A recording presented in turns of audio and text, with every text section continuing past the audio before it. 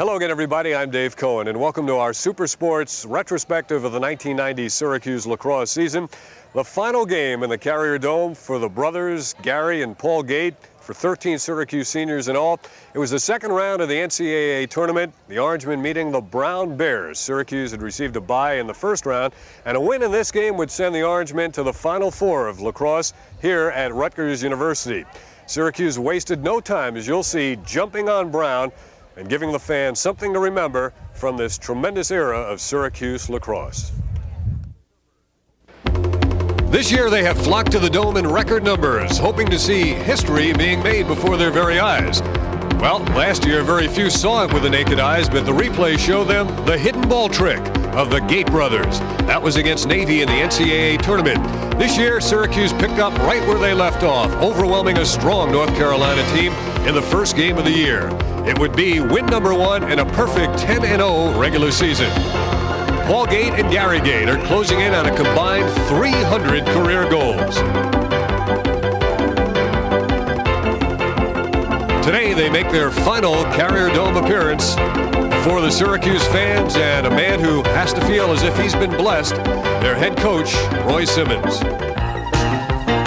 Roy wasn't too happy, though, about the fact that Brown University decided not to play Syracuse during the regular season this year after having played them in each of the 4 previous years. Coach Dom Starsia has Brown in the NCAA tournament this year. They defeated Massachusetts to get here. The last time Syracuse and Brown played, it was at Providence, and the Brown Bears drew first blood, beating Matt Palem. That touched off an early celebration for Brown, but it proved to be short-lived. Because if it wasn't the big guns like Gary and Paul Gait, or the crafty players like Tom Marachek, it was the pesky little guys like Brooke Chase. Their goalie Steve Ayers, forced out of his cage, has to contend with Chase, who was relentless. The ball came loose.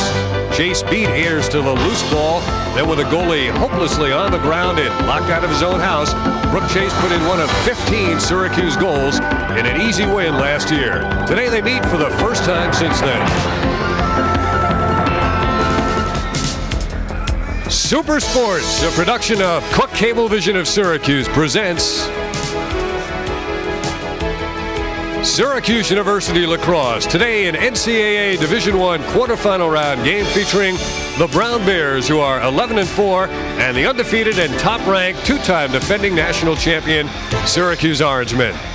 And hi again, everybody. Dave Cohen along with Dale Drypulcher. You know, this is the time of the year when thoroughbreds are much in the news, and Syracuse has a stable full of thoroughbreds led by the entry of 1 and 1A, Gary and Paul Gait. There won't be a Triple Crown winner on the tracks, but Syracuse is looking to win their 3rd national championship in a row.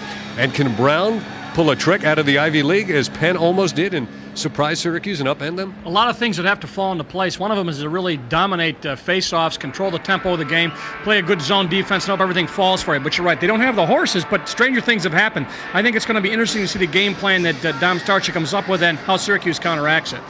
Well, defensively, they might go to a zone defense. What does that mean? I definitely think you're going to see a zone. What's going to slow the game down? It doesn't get those one-on-one matchups where the Gaits or Marachek or Egan or one of those guys can break loose on somebody. And it really is team defense, a lot of sliding, allows you to double team. That's what they have to do.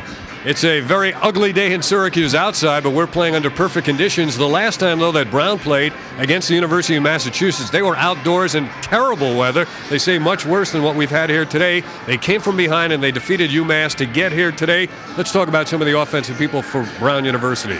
Well, they've got a couple of sophomores, and talking to Syracuse, they say that they've out-recruited us a couple times. Darren Lowe, now here's a kid, he's got 86 points, he's got 63 assists. He's the guy they're going to go to. He's going to feed people. He's the kind of guy that really makes the offense go. He can also get it to towers. Now this kid's 6'4", he's an attack man, he's going to be open, he's got a big frame to hit. We're going to see who matches up with him defensively. I think it's going to be McCabe. Is height a factor in lacrosse? It is a little bit. I think not as much as it is in other sports, but we'll see if it bothers McCabe. I doubt it. That's just my own supposition at this point. Well, if Towers gets positioned for a post-up kind of move in lacrosse where he can stay in the crease and spin and pivot on the goal, he'll be facing Matt Palem. Palem has missed starting the last 4 games. Lee Hine won all those games in his place, but when Matt is at his best, this is how he can play. Oh, he's just a super goalie. The thing that I really like about him is the fact that 9 times out of 10 he controls the rebound, but when he doesn't, he's always got good vision and he's waiting for the next shot to come. And this flurry against Hobart, he did a super job. And that is the Hobart team that, of course, went on to win their 11th straight national championship. But Matt Palin gives Syracuse such an emotional lift when he's in there, and he's particularly good on the outlet after making this stop. Well, he definitely is. One of the problems is he had a knee injury. I think it may chain him a little bit closer to the goal. He's not going to be as sharp, I think, coming out, but the passes are still going to be there. But don't look for him to travel too far downfield. Of course, the winner of today's game will go on in advance of the Final Four of lacrosse, but this is also a going away, a farewell party for the Gaits and 13 Syracuse seniors. I don't know if there's ever been any more beloved athletes than these two brothers who came all the way from British Columbia. I really think not, and the fans are really looking for something special today, and I think they're going to get it. They almost always do get something. We'll keep our eyes and our replay machines rolling in case we can't catch it with the naked eye. Stay with us.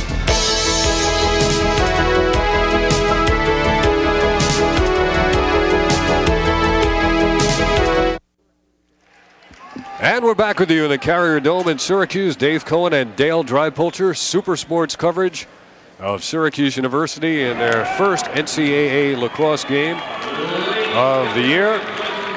Syracuse getting a bye in the first round, and right now we'll throw you to the public address announcer, Carl Eilenberg, here in the Dome for the introduction of his starting lineups. The best on-campus sports facility in America, the home of fine student athletes, great teams, and terrific fans.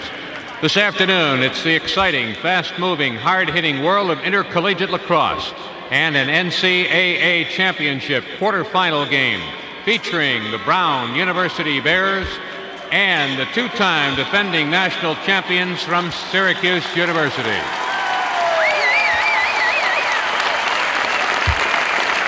And now the starting lineups for this afternoon's NCAA quarterfinal championship game. For the Bears of Brown on the attack, a 5'11 sophomore from Williston Park, New York, wearing number 12, Darren Lowe.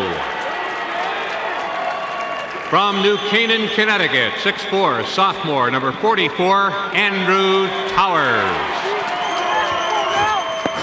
A 6-foot sophomore from Providence, Rhode Island, number 1, Neil Munro. The Bear midfielders, a 6-foot senior from Manhasset, Long Island, number 25, Rich Tuohey. From Garden City, Long Island, 5'10", junior, number 23, Jay McMahon. The captain of the Bears, 6-foot senior from Severna Park, Maryland, number 20, Tom Dwyer. The Bear defense from Manhasset, 6'3", junior, number 39, Craig Vacris. From Lafayette, New York, 6'1", senior, number 5, Lars Tiffany. And from Phoenixville, Pennsylvania, number 41, 6-foot sophomore, Carter Trudell. The Brown goaltender, 5'11", senior from Charlottesville, Virginia, number 31, Steve Ayers. The head coach of lacrosse at Brown, Dom Starsia. For the defending national champions of Syracuse University. On the attack, 6-foot senior from Fayetteville, New York, number 14, Greg Burns. From Yorktown Heights, New York, 6'1", senior, number 9, Jimmy Egan. A 5'9" sophomore from Victoria, British Columbia, Canada, number 42, Tom Marichek. Let's go. Syracuse midfielders, the Golden Gate, 6'2" seniors from Brentwood Bay, British Columbia, Canada, number 19, Paul Gait, number 22, Gary Gait. 6'1" senior from Port Washington, New York, number 6, Rodney Dumpson. The Syracuse defense, 5'10" junior from Elmont, New York, number 29, Patrick McCabe. A 6-foot junior from Syracuse, New York, number 43, Eric Holbrook. A sophomore from Fairport, New York, at 6'1", wearing number 39, John Winship. In goal for the Orange, 6'1" senior out of DeWitt, New York, number 10, Matt Taylor. Syracuse University varsity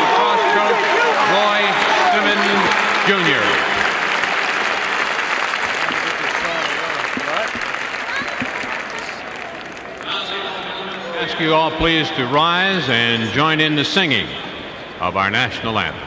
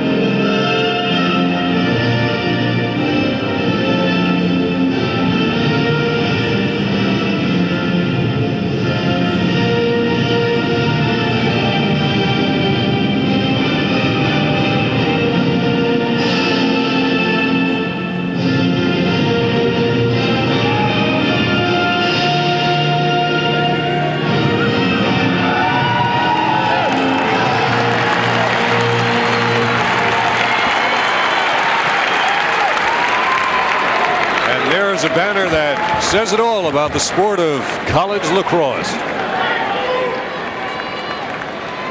Syracuse and Brown, here are today's officials. Raymond Buckley is the referee. George Gadgis is the umpire. Tom Braddock, the field judge. And Neil Sprong will be the bench official. If you haven't seen lacrosse before, we play 4 15-minute quarters and, if necessary, a sudden death overtime.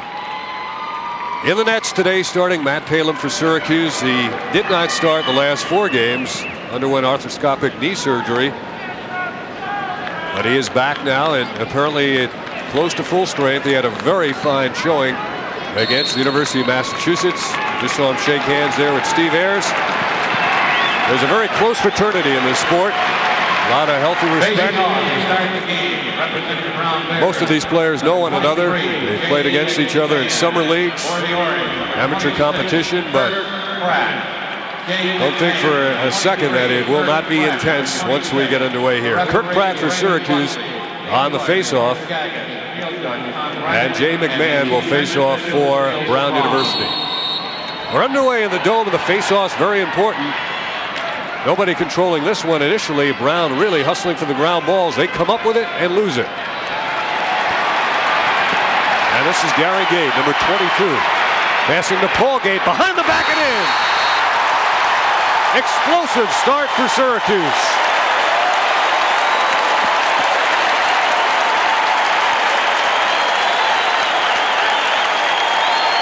All as a result of that ground ball after the faceoff was momentarily taken by Brown. They come out to take a chop at him, and he goes behind the back. The man who was after him. Boy, they didn't even get their seats. Wasn't close. Carter Trudell was trying to get Paul Gait, and Paul just went behind his back. Vicious fighting on this faceoff. Well, they know how important it is. And it's Gary Gait vacuuming it up again. Going to the right hand. Scored!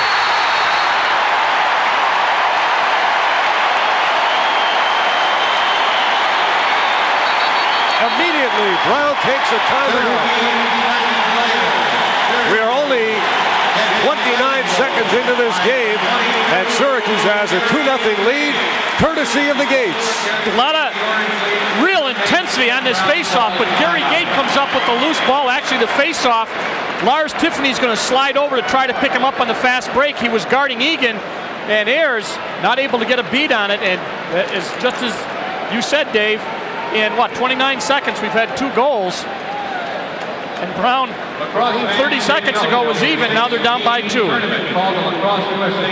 Dale, about an hour before this game began, they opened up the gates here in the Dome at 1 o'clock. And for those of us who are in the building before the spectators are allowed in, there is always an announcement made from the security office that the gates are now open.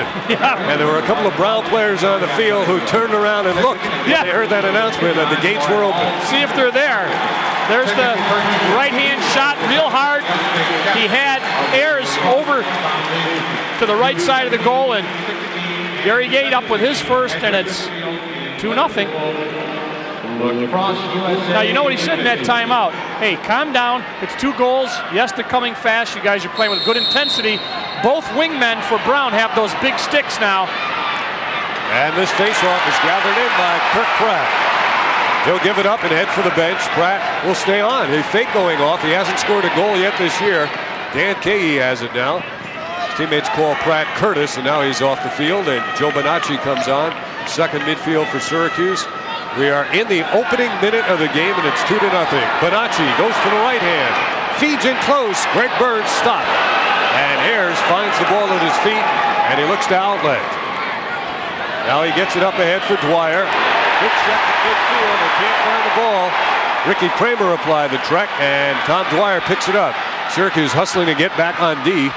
Brown in a settled situation for the first time of the game. They send McMahon on. McMahon gets it now, number 23, Jay McMahon. Dwyer cutting with Bonacci marking him. Ricky Kramer applies the defense against McMahon. He's going to be helped maybe by Tuohey. Weak shot. Palem saw it coming. This is Towers at 6'4" with a shot, and McCabe was in the cage helping out. Here's Lowe. It's blooped in the air. Loose on the turf, and Bonacci has it. Bonacci ducks under Dwyer. Bonacci takes a check, and we get a whistle and a call that'll go against Syracuse. Didn't get that. Advanced the ball. Had to get it out of there. Didn't advance it, and that's going to cost him a possession. That's a new rule this year. Sort of like the backcourt rule of basketball. You got 10 seconds to get it across. And you got to pass it. If you take a long time, he certainly was not trying to stall, but he just couldn't get it out of there. Sam Jackson, played by Dennis Simmons, getting early action. Yeah, we've got Winship is on Tower. Dennis Simmons, no relation to the coach. Generally, we haven't seen him till later in the games, but it is a reduced roster that you use in the NCAA tournament. Here again is Jackson moving on Simmons, getting free for the second, but losing the angle. Good ball movement by Brown. Here's Tuohey, and Palem might have got a piece of that. I misspoke. That's Holbrook on Tower, and that's McCabe on Lowe, just as we expected. Lowe, the man with so many assists, is going to have one of the best defensemen in the country dogging him. Again, it's Simmons guarding Jackson. Nice spin away move. Will he get a shot? He does, and Palem took it away. David Patain with a big stick, trying to keep it in play. He overruns it, and it goes out. Real good hustle by both teams. Towers, Andrew Towers, chased it down and was there to put the pressure on. He's going to have the ball on the far side, and he'll be guarded by Holbrook. Eric Holbrook, number 43, looking at Towers. Here's the move coming from outside. This is Rob Persing, 34, applying the D. Palem looking quick in the nets, reacting on that shot. Brown getting some shots off, and good shots. And Brown maintains possession. Here comes Towers. Let's see if he uses that height. Switching hands. That was good body position. Really nice job by Holbrook. When Towers turned around, he only had one place to shoot, and it was really wide of the cage. And there's going to be a timeout here as they get some people in. Again, you can get a horn to make a substitution if the ball goes out across the back line. Well, Lowe was out. They want him back in. McCabe picks him up. Outside to McMahon. Everybody else is bunched up in front of the cage. It's almost a clear-out situation. Back comes to McMahon. He goes low, and he scores. Screen shot. He went low, and Palem, I don't think, saw that shot. And it is 2-1, Syracuse leading Brown. Nice job, patient offense. 7 shots Brown took, has taken about 5 on this particular flurry, and this is the last one. That's going to go in. He takes a low hop, and it goes stick side on Matt. You're going to see another angle of it, trying to push him out, but Persing not able to get the stick on stick. That may have been deflected off of a foot of one of the Syracuse defenders. Here's Gary Gait picking up his 3rd ground ball in the first quarter. Gary tripped from behind. They say it was legal. Ball pops into the air. It's pulled down by Paul Gait. You can tell them apart today. Gary's wearing those spandex under shorts. Paul is not. Now Rodney Dumpson from behind. Or Jim Egan from behind. Out to Gary Gait. He starts his move. He gets a slot. He scores. They were a little confused defensively there. I don't know. They were playing man-to-man in one spot, looked like zone in another, and somebody didn't communicate. And watch the shot. All right, here's Egan. He gets the ball. Now watch what happens as they move. That's Sheehan. And now he just kind of runs off the pick, and nobody picked him up. Nobody slid. I believe Muleta, number 8, should have slid over. And with that goal by Gary Gait, his second, the brothers have now accounted for 300 career goals. 121 by Paul, 179 by Gary. 2 flags and down. We get 2 flags down, one upfield, one downfield. Maybe for the same thing. We got a slash on the head, and that's going to cost Brown a minute. First man up, that was Towers, 44, the guy who bounced a little bit of aluminum off Gates' head. Syracuse is leading at 3-1. We have played 4 minutes of this game. Very intense minutes. First man up opportunity for anybody. Correct that. 44 against penalty number 44, Andrew Howard. You know, when they were talking about... Here is Paul feeding Gary one more time. That was very, very heads up by Paul Gait. And, you know, he's going to draw a lot of attention. He steps up like he's going to take the shot. Now, this is a man up. The ball is going to go behind briefly. Now they're watching. And watch him step up to fake left. He could have taken the shot. Instead, everybody draws over to his left where his hand is. Now he leaves Gary one-on-one with the goalie, and that's not very fair. That is the definition of helpless. Right. Syracuse 4, Brown 1. The Gaits have all 4. McMahon losing on the face. Egan is in pursuit of the goalie. Airs. The cage is open. Instead, they go back to 38 there. Craig Vakras, the defenseman. And here comes Brown up the sideline. Vakras. He went back. He went back in. Losing on the pressure from Greg Burns. That's another failure to defend call. 10 seconds. Second time we've had that call here in the first quarter. The failure to advance. I think that's about one more time than we've seen generally during the year. Good pressure. That means the defense is putting a good ride on. Jim Egan from behind. Maricek is on now. Gary and Paul on the exchange. Paul goes to the right hand. And it is safe, but it comes out, and Dumpson puts it back. And it is 5-1 Syracuse. Steve Ayers must have thought, aha, I finally have stopped them. Now, Paul Gait, watch all the brown jerseys that go after him, get the stick. Oh, right off his mask. Right off his mask, that bottom neck protector. He finds it, can't control the rebound, and Dumpson, with that fluid motion, gets it up, out, and back in the cage for goal number 5.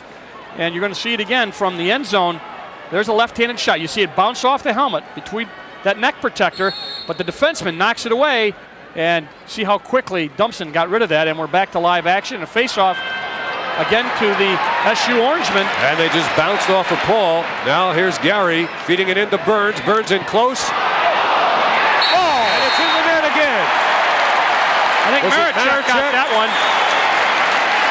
And it is an onslaught by Syracuse early. It is 6-1 with 9:45 to go in the first quarter. Gary Gait passes left-handed over to Burns. Burns feeds the crease. Now they jump. Was it Egan? I'll get the number in a second. Right now you see the rebound not able to be controlled. Kirk Pratt was down there. He almost had a shot at the rebound. That's Maricek that gets the rebound. There he is, scoops it. It was Egan that was in there, and then Maricek scooped it and shot it. One motion. On the face-off, that time it was Tom Gilmartin out to take the face. Towers has it for Brown. Towers carrying it in all the way, checked away from it by Katie. Now Holbrook up ahead to Kramer. Ricky Kramer, he likes contact. Egan, Maricek, watch the behind the back action by Maricek. That shot will keep in Syracuse's possession because Egan was closest to it. Boy, talk about having to have legs. You really have to be in good shape. These guys have been hustling and hitting for the first 7 minutes, 6 minutes. Egan for Syracuse. Tuohey. Andrew Bolin on now. There's your zone defense now. You didn't see it before because they were all fast break goals up to this point. Now you've seen a settled Syracuse offense in that zone defense. The idea is you're going to run the same kind of plays they run when they're man up.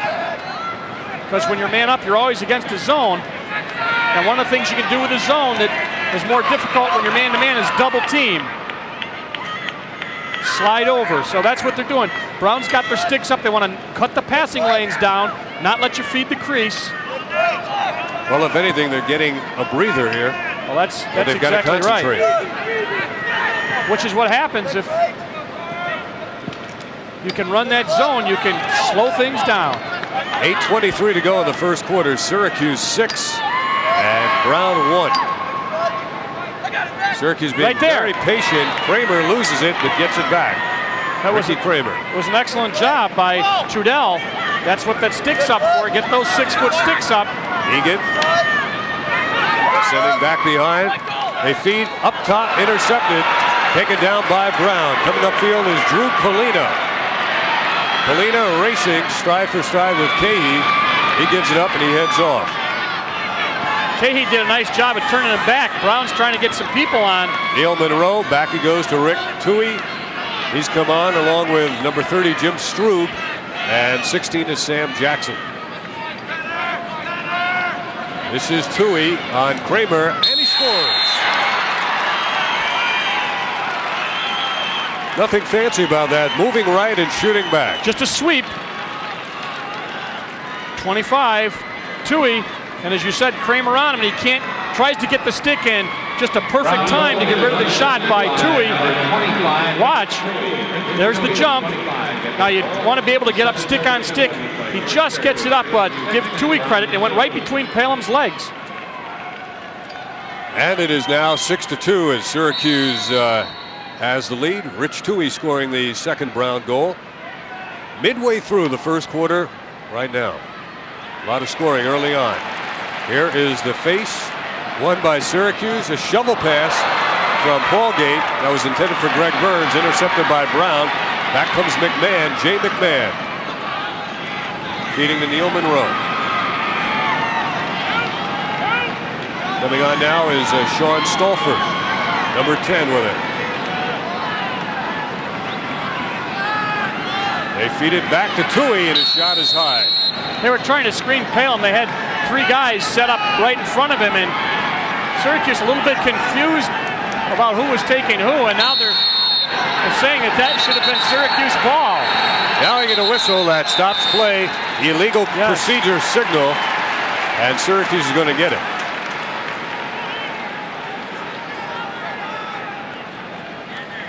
Boy, the fans were up in arms about that call.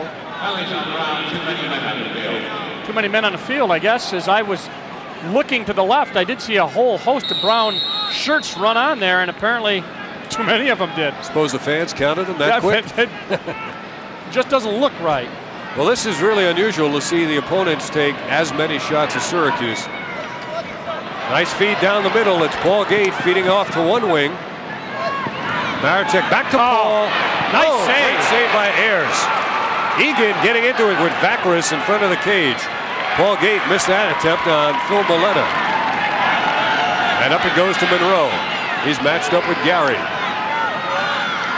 Patain and Persing coming on. And a defense for offense switch. Munro got free for a minute.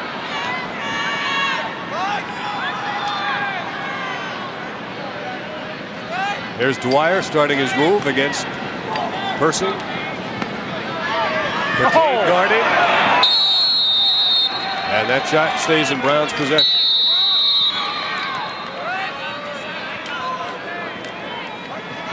Here's Towers looking for the one-on-one move. A weak shot. McCabe against Lowe. McCabe wielding that big stick, and a save for a pike shot. And it rolls out to midfield. Kicked across. Munro is going to get there for Brown. He goes now in the middle of McMahon.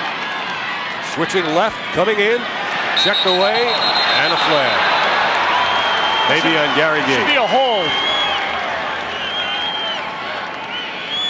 A push, okay. Technical. I thought it might be a hold. Watch, he's going to get the hand. No, watch, he's going to bring the stick across there, but he's going to push him with the free hand. Penalties on Syracuse, 30 seconds pushing. 30 seconds pushing. 30 seconds is 30 seconds. First man-up opportunity for Brown.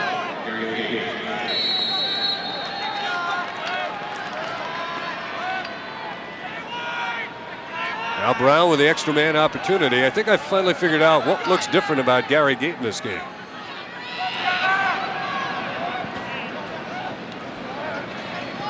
And that is? Nice and save. A save by Palom against Dwyer. Back it goes now to Tuohey.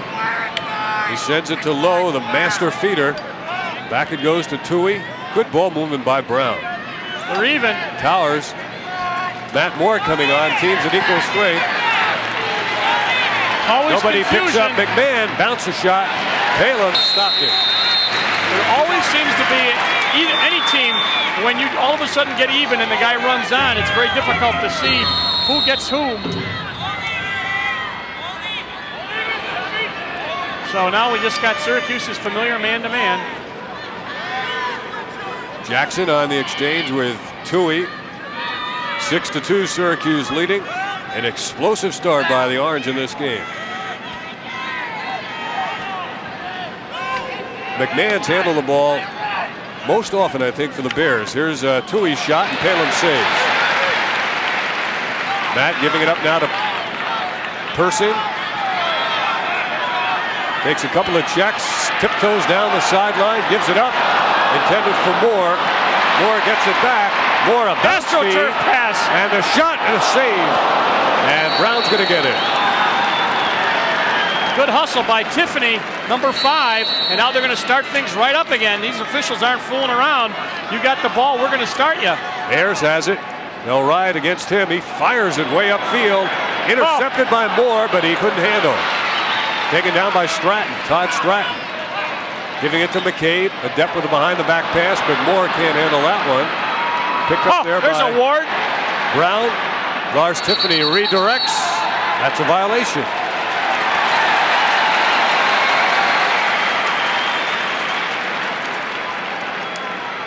See what the officials here were. There's the ball. Watch. That's a Ward. There's another one. But that wasn't the call. I don't think. Call a Ward. Syracuse will. They just had a discussion. The two officials met. It can't be the call because Brown has the ball. Yeah, so. Syracuse will not have it now. Right.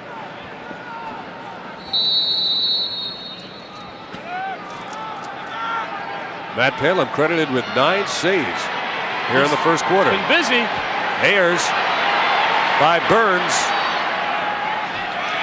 Up ahead he goes. Jim Strube, number 30. 6-2. We're closing in on 3 minutes to play in the first quarter. There's an AstroTurf pass. And here's Strube against Matt Moore. Big crowd in front of the cage. Oh, really? Munro trying to pop out number 1. Jackson does come out of the pack. I think the idea is to screen Palom, obviously, is their strategy offensively. Jackson spins the feed. Nice one-time attempt there in close by number 12, Darren Lowe. He's in the crease. Syracuse ball. There's the movement by Jackson, and then you see the in the crease right there. One thing I think Brown has done effectively, Dave, is they're riding Syracuse and trying to put pressure on them.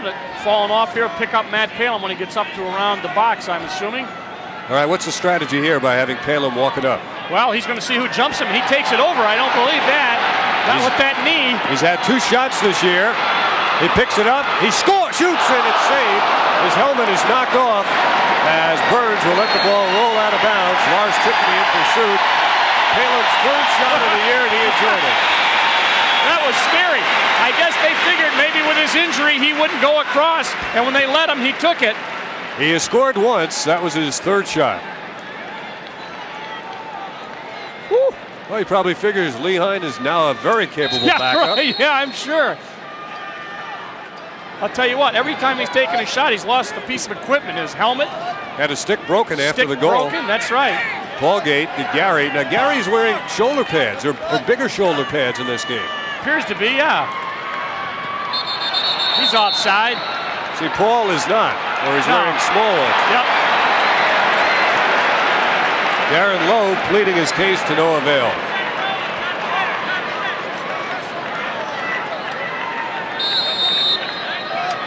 A lot of body contact, I guess, expected in this game. There's that zone of Brown. Egan is the man behind. Paul Gait is up at the point. Here's Gary with those shoulder pads. Dumpson rifles to Paul. Return pass. And one more return. Behind the back, over Gary's head. He saves on the sideline, takes a shove and stays in. Egan will handle. Return to Gary, couldn't handle that one. And it's redirected to Ayers. They'll ride at him. Up ahead, 8 is Moretta, who pays the price. Egan feeds Dumpson. High shot. Maricek goes back. Gait broke his stick. Gary Gait's stick broke right in two.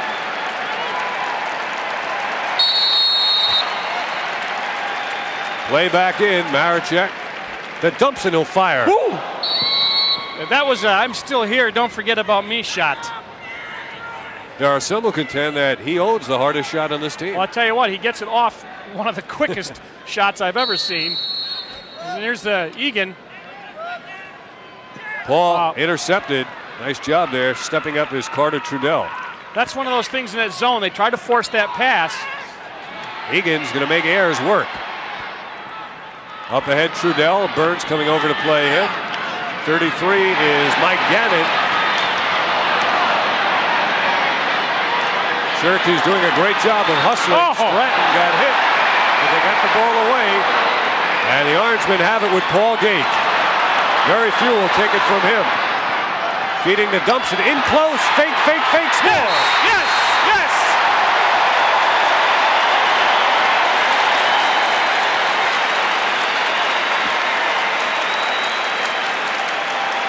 Tom Maricek. Good thing we got a replay. That's Gait. Way up in the air to Dumpson. Dumpson just manages to get it off to Maricek. And now Maricek, 2, 3, fourth one. Nice pass. Dumpson did a real good job of getting the ball over to him. He got a shot on the stick by O'Connor, but he was able to get it off. Pretty good hang time by Maricek. Yeah. 7-2 Syracuse, half a minute to go in the first quarter. Definitely one of the most inspired quarters by Syracuse. There haven't been very many quarters when they've let down this year, but they came out with a purpose in this game and a vengeance. And they knew it was going to be physical, and the face-offs were really crucial early, and boy, they really went after each other. It's been a great game. Brown not able to do much offensively the last couple of minutes. Kirk Pratt, time is on his side, and the defense is retreating. Greg Burns, I don't believe, has taken a shot yet. Tuohey. He's going to lose that one.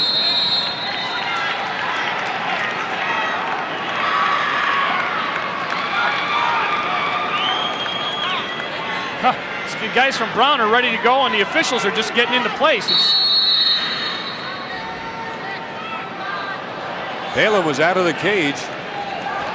McCabe will just take a little bit of a run upfield as the first quarter has come to an end. And the most impressive one by Syracuse is they have a lead of 7-2.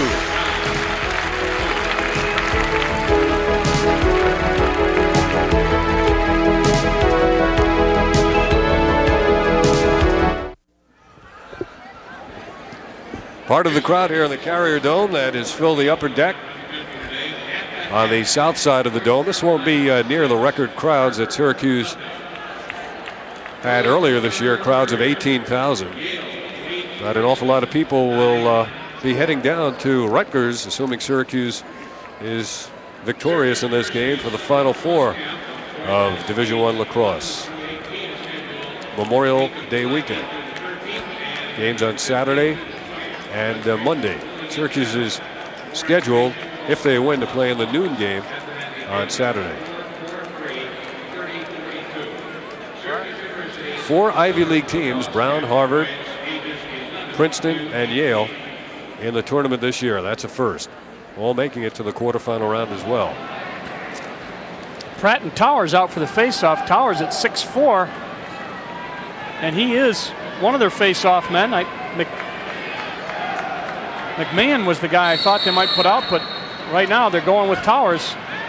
And Towers had a chance at winning the face. Gary Gait overran it. Still isn't there. It pops into the air and into the stick of Gary. Not coincidental, I'm sure. Greg Burns will be the point man for the moment. Now Egan goes back. Here's a point blank shot. That was a pill. Gary. That was a pill. There's a good look at those shoulder pads he's wearing. A lot of shots. Yeah, I was going to say pretty even in the saves department also. Face-offs definitely have favored Syracuse and has been a definite advantage. They're going to lose this one as we look at man-up goals, 0 for 1, 1 for 1 for Syracuse, and clears 5 apiece. Statistically pretty even, but that face-off, those 4 other face-offs can give you lots of goals, and that's exactly what Syracuse did off of those face-offs early. So that's the 7-2 lead. And how about the opening minute of the game is Paul and Gary Gait both came up with tremendous goals, and it was 2-0 before people had taken their seats. Good hustle. Brown having trouble getting into their offense. McCabe overran it. Here's Munro with an opportunity, and a bounce shot went by Palem, and Towers couldn't handle the rebound. Munro took a high bouncer, and that went way high, but he did get open. Good ground ball for Brown. And now Towers is going to bring it in. He'll be one-on-one. We're 1 minute into the second quarter, and here's a little bit of a note. You won't want to leave us at halftime. In fact, if you have a VCR, you might want to get it rolling soon, because we'll have a salute to the Syracuse team, and you'll see some of the great performances of the 1990 season coming up at halftime.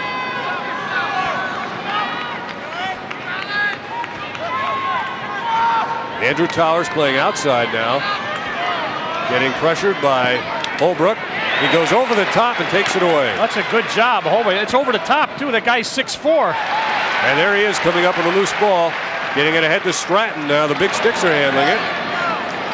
Burns is on one wing, Patain on the other. Burns thought about shooting. Maricek now to Egan. He'll take his time till I get the big sticks off. Panacci's coming on. Persing his fake going off, and he stayed on. Now they get it to Kramer. Ricky will give ground and kill off some time, allowing Bolin to come on. He'll go back Kramer's way.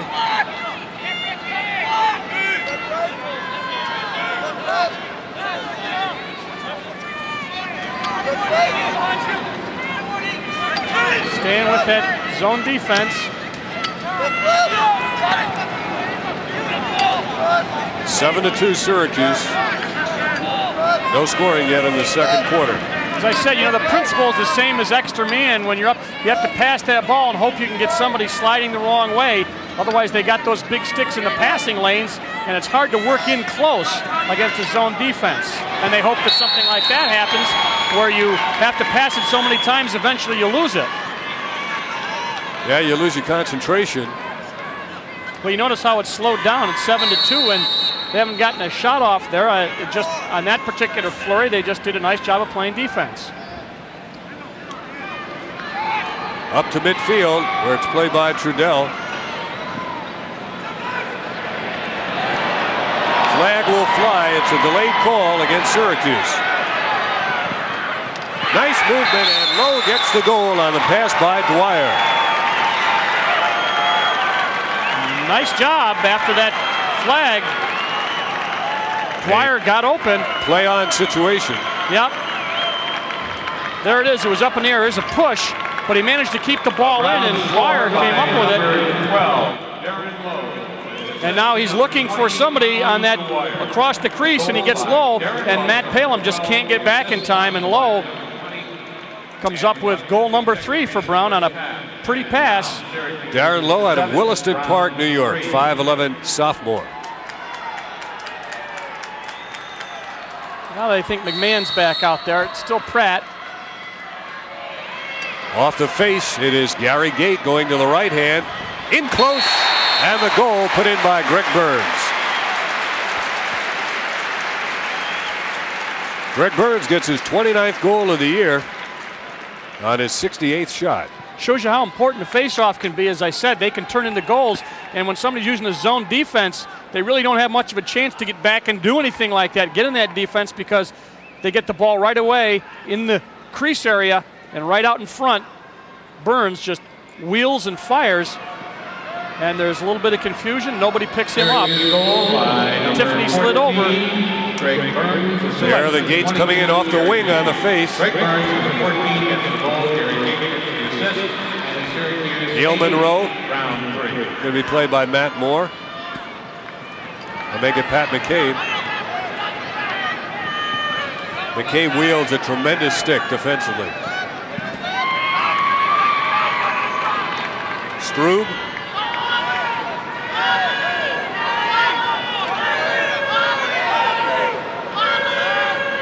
Gait is giving it some room, and Strube sends it back. Now Tuohey. Very patient offense. They want to slow it down. And they're going to take all of that 10 seconds, and they get it in. Munro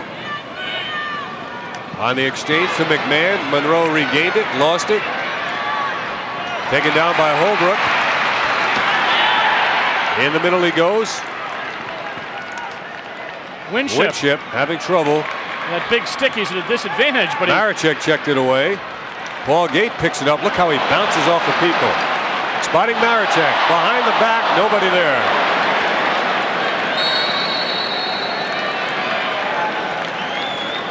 Guys are taking a pounding. I'll tell you, for me, Dale, it's just as impressive to see the way Paul and Gary Gait have people bounce off of them in traffic as any of their shots or passes. Sam Jackson wants the ball. He's open on the right wing, out of the picture right now. McMahon against a retreating Syracuse defense. Matt Moore, 33, is on. He'll play Tuohey. As McMahon heads to the bench, Sam Jackson will come on and replace him. Brown will kill some time to allow Jackson to come on. Here he is, 16. 17 is Mike Marinelli in the game. Towers taken way out. Spread offense. Towers working against Holbrook, and he goes low for the shot. Brown will keep it. Holbrook has done a real good job on that kid right there so far. Towers, who's an excellent lacrosse player, one of those super sophomores, along with Lowe. Dan Lannon is on now defensively for the Orange. 48. He's matched up with Jackson. Here is Tuohey for the shot, and Marinelli will run it down.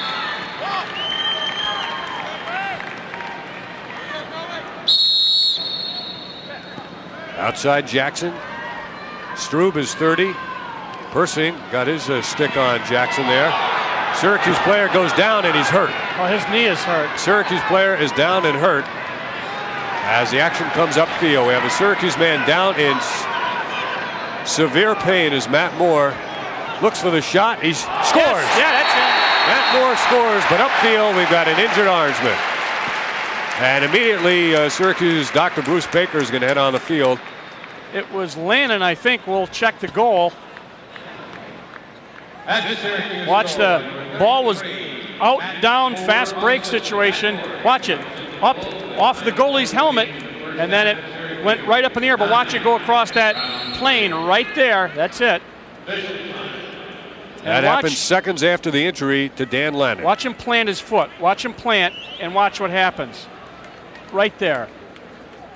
Looked like the right knee. Yep, and he reached for it right away. Unfortunate.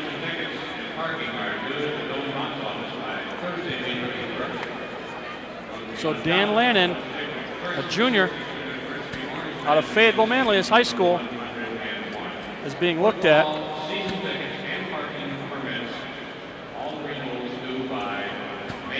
Lannon had just come on the field defensively for his first appearance of the game. He was on Jackson. Now watch the right knee. Yep, it bounced right back up, twisted while he was trying to turn back on Jackson, and he's going to hobble off the field.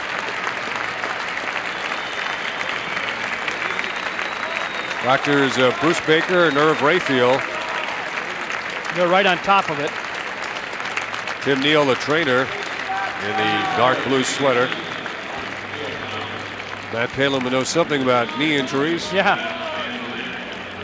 Well, his wasn't quite as dramatic, but he hurt it, and it was kind of a progressive thing. Lannon is out of Fayetteville Manlius. And, you know, I'm sure the doctors who we just saw will take a look at this replay because it can be very revealing as to, you know, the extent of the injury. You hope it's not a tear. Could be nothing more than a severe sprain, which is severe enough. Right. But the video replay of an injury like that really does help them in ascertaining the cause of these injuries. You know, whether it was a shoe that got caught on the turf, somebody stepping on a foot. So kind of a bittersweet goal for Syracuse. They lead at 9-3, 9 minutes to go here in the first half. Mike Gannon, is that 33? Or is it 23? Probably McMahon. Yep, it's McMahon for the John face-off. Sheehan on the wing, 32, coming into the fray. Where's the ball? Right where it was. Sheehan stepped on it, didn't realize it. Paul Gait gets it free for Gary. I wish I had a vacuum cleaner that worked as well as theirs. That's right. Here's Burns faking. There's one of the Gaits cranking, feeding in close. They got some problems defensively when they can move that freely on the crease. I don't know. They're playing a zone, but Egan is able to sneak from behind and get a beautiful pass.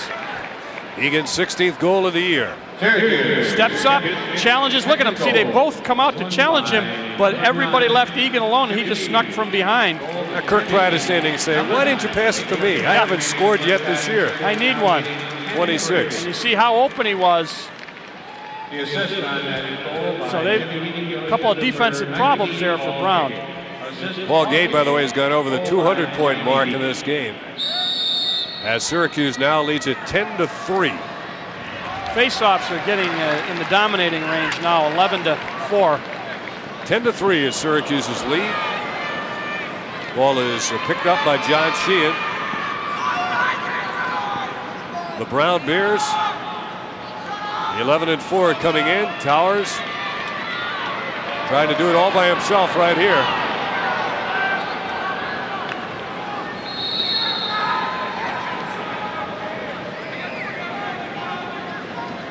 .8:10 to play in the first half.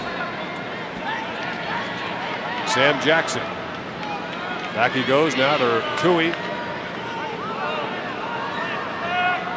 Rich Tuohey is Paul Gait with him. This year the rules changes made the midfielders more two-way players. No, they didn't get as many chances to run on and off the field to get a break. People thought early on maybe that would slow the Gaits down. Instead, it kept them on the field even more. Well, they play good defense, too. A little bit of a delay here by Brown. They're down 10-3, trying to buy some time. Jackson backing it off, and he'll go now to Tuohey. Tuohey will shoot, and Palin got a piece of it. Towers for the ricochet. Good patient against offense. Holbrook. Nobody picked him up, gave him the left hand. And he bounced it over Palin. Very patient offense, and Matt Palin has to stay and work very hard when there's no shot, he has to keep moving and keep following the ball. Soft shot on that quick pass. Good hustle by Munro. Brown still has it with 7:02 to go in the first half. Also coming up at halftime, we'll talk with Dick Young of the Upstate New York chapter of the Lacrosse Foundation about lacrosse opportunities coming up this summer, and you might be interested for some young folks you know, perhaps your own children or some neighbors. Great game to get started in if you have some children who haven't yet. Opportunities, we should point out, for both boys and girls. David Patay. Now Holbrook. Handling the ball quite a bit in this game, but that time Lowe knocked it free. Towers picked it up, overran it. Gary Gait's going to get there, and it'll stay in his stick. Gary gives it up to Brook Chase on the bounce to Burns. They got to settle it. Back to Brook, to Gary. He ducks under, he shoots. Oh, pipe. The pipe, rebound. Maricek is not in. Huh. Back from Sam Jackson. Bonacci will try to impede his progress. Lowe. Here is a step-in shot by Tuohey. Tuohey figured he had a ability to get 2 or 3 steps, and Syracuse going to call a timeout. Syracuse, timeout. So we have a timeout with 5:58 to go here in the first half. And the Orangemen in front of Brown by a score of 10-3. Dan Lannon with the protective brace on his knee heading toward the locker room. Mobilized it.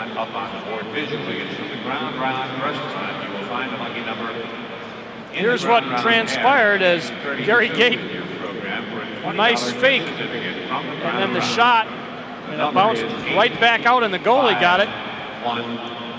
And Ayers is going to see it. When you see it on the replay, watch what he did. Ball comes out, rebound, got his stick up, hit the pipe. He got his stick on it, and then able to come up with the ball. Well, once again, we're just about 6 minutes away from the end of the half, and we'll have a feature that will look back on some of the great plays of this 1990 season. Jeff Mercer of our Super Sports production team does a great job. Labored many hours to put this one together. I guess it's as many decisions as to what you can't put in as to what you will put in to the highlight package. Some teams have a pretty simple highlight tape, I suppose. There's a man who is responsible for this success along with his coaching staff. Roy 3, John Desko, Kevin Donahue. Andrew Towers now for Brown. McCabe knocked the ball free. This is a great matchup. McCabe and Towers, and there's McCabe doing what he does best. He lets you get a step on him, and then he comes from behind. Oh, that must be frustrating. Dennis Simmons bounces off a Lowe. The ball comes free. Simmons sticks his head in the pile. Lowe looking for McMahon or Munro. It's McMahon who gets it. Stratton is back. Ball has been on the ground a lot. And once again, Brown's going to take this patient offense, pop out from the crease, and then wheel around, see who picks up, see if you can get a step. If you can't, Jim Strube got the pipe. Strube with Bonacci on him. Bonacci's going to come off now as the big stick of David Patane will come on.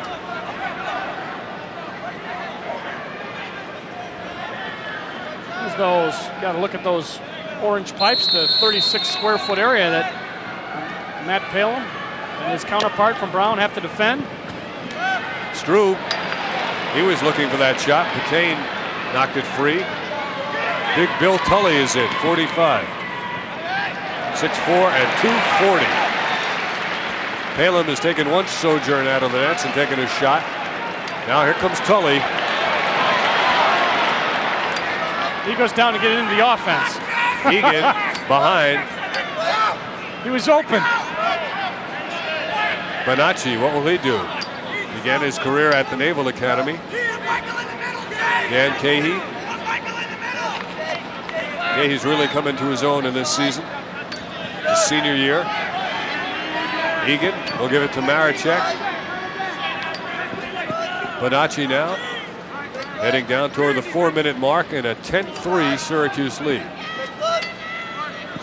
Quick stick to the goal of Maricek. Nice job by Vakris, 39. Maricek feeding Bonacci. You needed a laser to make that pass. Well, absolutely right. That's the real beauty of his zone defense is it shuts down those passing lanes, and it's nice to see here on slow motion exactly what happened. He goes right over the cage, and you're going to see Bonacci was in front of Tiffany and able to get it, release it, and put it by Ayers. Now watch how little room he has to work with on this pass. Right over the cage, and look how little room he has. Actually, Tiffany had a stick on it, but it was just Bonacci is very strong, and he muscled that one by for goal 11. Here's Tom Gilmartin taking the face off. Towers knocks it free. They both tumble to the turf, and Kramer steps in. Stratton doing a nice job of playing defense. Well, you had a look at a trip by Towers right dead on to the camera with the official just inches away. Yep, there's Stratton holding his defensive guy back. There's Tower on a trip, push, slash. And they got him for 2. Brown, 1 minute slashing charge against Towers. Now Syracuse with their second man up opportunity. The only one penalty?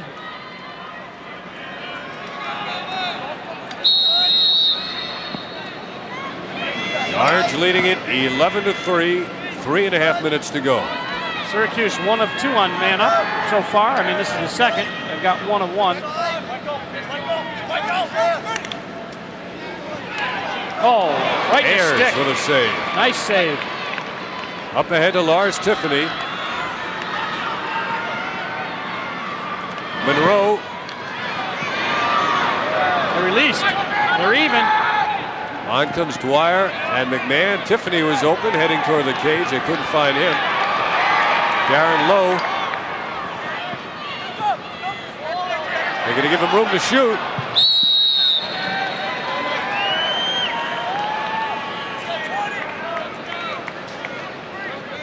Now they're trying to straighten out who's got what player on this, as Brown has had pretty good success on that fast break. Here's Dwyer. Harry Gait playing good defense there. Now Tuohey with Paul Gait.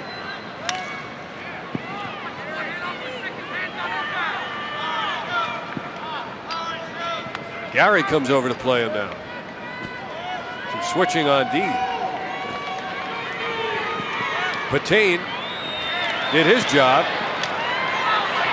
Nice spin and a great save by Palin. But was it in? Man down. No. Whistle blew. Slash. Good move by Tuohey. Tuohey moves. They slide out. That's a save by Palin. Penalty's ball out of Syracuse, 1 minute slashing charge at number 45, Bill Tuohey. But I think the whistle has blown. Slashing, the call is on Syracuse. So down for a minute. Now Syracuse plays the zone.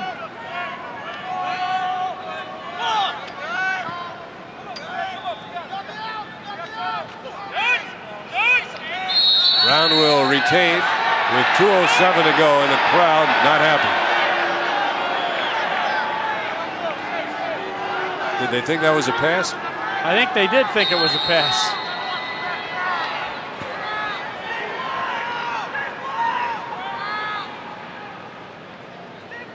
Man up opportunity by Brown.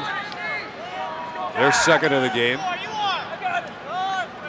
Darren Lowe, good feeder, he gets it up to McMahon, and Palin plays it. We'll take the time here. And Matt will handle it. Draws a double team, gets it upfield to David Patain. David a junior. Pat McCain now to Holbrook. Holbrook back cross field to a guy named Gait. Burns is sneaking in on the off wing, number 14. They're even yet, yeah. Now Paul Gaits coming on. Here he is.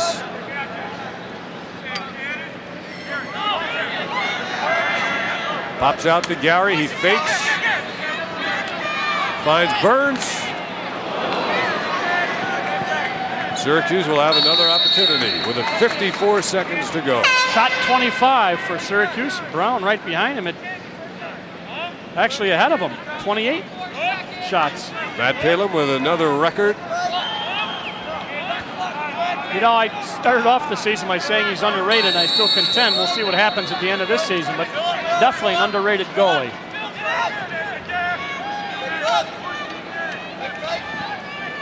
Dumps it into a crowd. He threw that in a crowd. Steve Ayers to the sideline to Tiffany. Co-captain this year. Second year he's had that honor.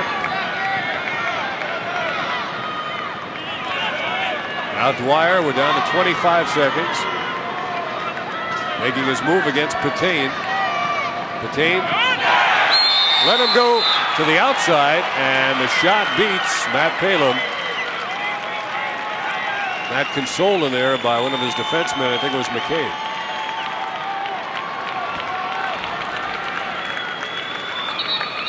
And there's the move. He just got the stick and then went down. Stick side. Nice low shot.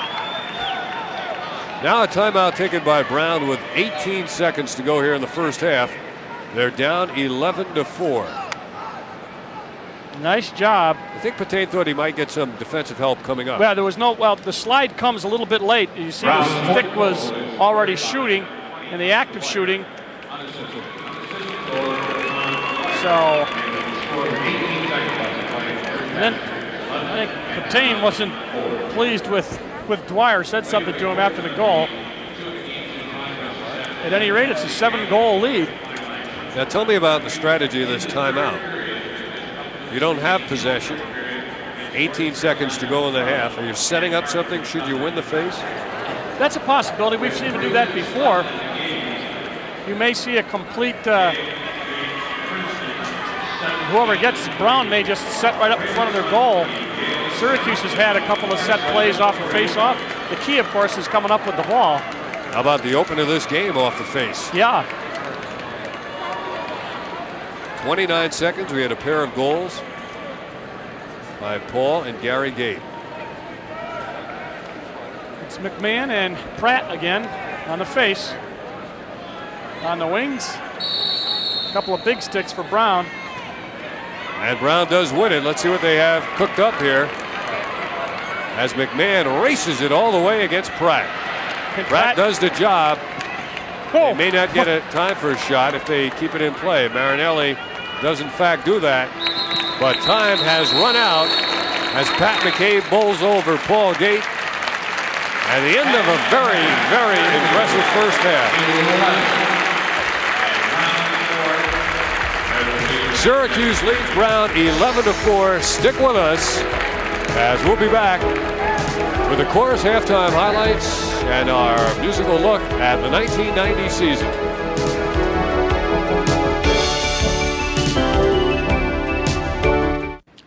Welcome back to the Carrier Dome and this NCAA Lacrosse Division I quarterfinal game featuring Brown and Syracuse. The sport of lacrosse is continuing to grow in popularity. It's spreading from its base here in the Northeast and along the Atlantic coast, moving westward and southward and out to the Midwest. The Lacrosse Foundation is aiding in the growth of the sport, and particularly in upstate New York, it's the Upstate New York chapter of the Lacrosse Foundation that's headed by Dick Young. We asked Dick to tell us specifically what his organization is doing to promote the sport locally. Well, Dave, first of all, our program is to support lacrosse at all levels, and we do that by offering clinics early on in the year in the January time frame. During the summertime, we offer camp scholarships for junior high school and high school lacrosse players, both girls and boys lacrosse. And that'll be coming up now, and there are plenty of local camps that these folks can apply for. And then later on, we are going to be sponsoring our Hall of Fame induction ceremony here in Syracuse. And pleasantly, we've got Roy Simmons Jr., who will be inducted this year into the Hall of Fame. It's a first for our organization. Gordy Ostrom will also be inducted into the Hall of Fame. And additionally, we would like to point out that we direct and help and assist folks like Tom Acey and his summer camp in the Syracuse City School District. We also direct and help folks like Pete Fiorini in Baldwinsville with his youth program, and Steve Miller with his youth program out in Manlius. Now, Dick, specifically now, if somebody is interested in applying for a scholarship to one of the summer camp programs, how do they go about it? Well, they have to write to us, Dave, at the Upstate New York chapter, 6430 Therese Terrace in Jamesville, New York, 13078. And all they have to do is ask for a camp scholarship application. We will send it back to them. They can fill it out, and we'll act upon that. They say a picture is worth 1,000 words. Well, some slow-motion replay footage of vintage lacrosse is probably priceless, especially the way it's been played around here the past couple of years. And Syracuse fans have been thrilled by great plays in a variety of sports. In football, Ciano's catch to beat Nebraska, Owen's two-point conversion against West Virginia, the opening play touchdown catch of Rob Moore against Penn State. There was the Pearls half-court shot in basketball and Sherman's football hike through his legs. When it comes to great moments in video and sports, lacrosse does not have to take a back seat. Jeff Mercer of our Super Sports production team has assembled some of the finest moments in lacrosse during this past season. We want you to sit back now and enjoy the 1990 season in retrospective.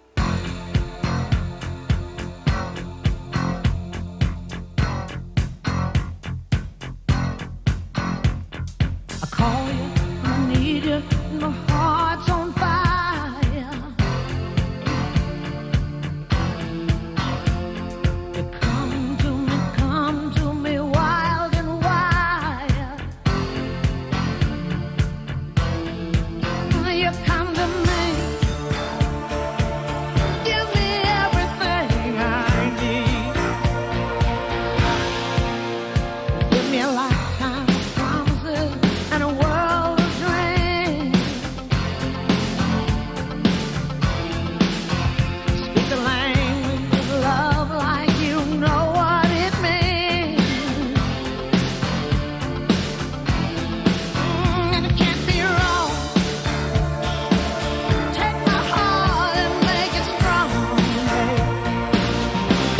You're simply the best. Better than all the rest. Better than anyone. Anyone I ever met. I'm stuck on your heart. I hang on every word you say. Tears apart. Baby, I would rather be dead. In your heart, since the start of every night and every day. In your eyes, I get lost, I get washed away. Just as long as I'm here in your arms, I could be in no better place. You're simply the best. Better than all the rest. Better than anyone. Anyone I ever met. Ooh, I'm stuck on your heart. I hang on every word you say. Oh, tears apart. No, no, no. Baby, I would rather be dead. Each time you leave me, I start losing control. You're walking away with my heart and my soul. I can feel you even when I'm alone. Oh, baby, and now I go.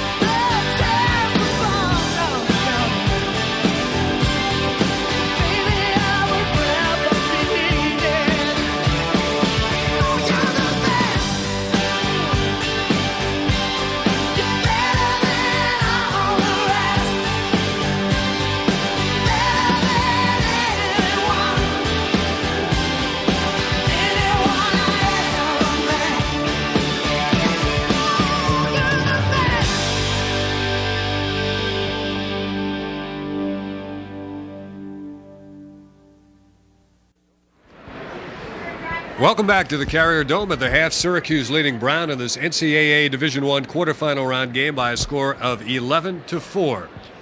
Dave Cohn along with Dale Drypulcher. We hope you enjoyed that halftime piece put together by Jeff Mercer. We told you it was well worth waiting for. And who knows, you may yet see some more goal scoring in the second half that could be added on to that. Could be, very possible. I wouldn't bet against it. Well, Syracuse came out with an explosive start to this game, probably as explosive as we've ever seen them. Gary and Paul Gait taking the game into their hands literally right off the opening faceoff. Let's go to the Coors halftime highlights now, and we'll show you what we mean. This is just seconds into the game off the opening face. And they were contested every faceoff. There was, you'll see it right here, hitting and hacking and smashing and aluminum, and it's very important. They knew, both teams knew, that it's important to get that faceoff. And you watch Gait, he just comes down the left side and passes to his brother, who goes behind the back, and that was it early. 16 seconds in, and then 13 seconds after that, Kirk Pratt hustling on the faceoff against Jay McMahon. Once again, you can see the hustle and the hitting and the intensity on the faceoffs, and Gary scoops it up, comes down right-handed, and they slide over, and boy, you give him that much room. Ayers was in trouble, and he was. Goal number 2, 29 seconds. So Syracuse had the quick 2-0 lead.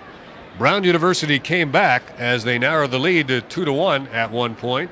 Nice job by Dwyer from Brown. He got the ball up, scooped it, head down looking for some help.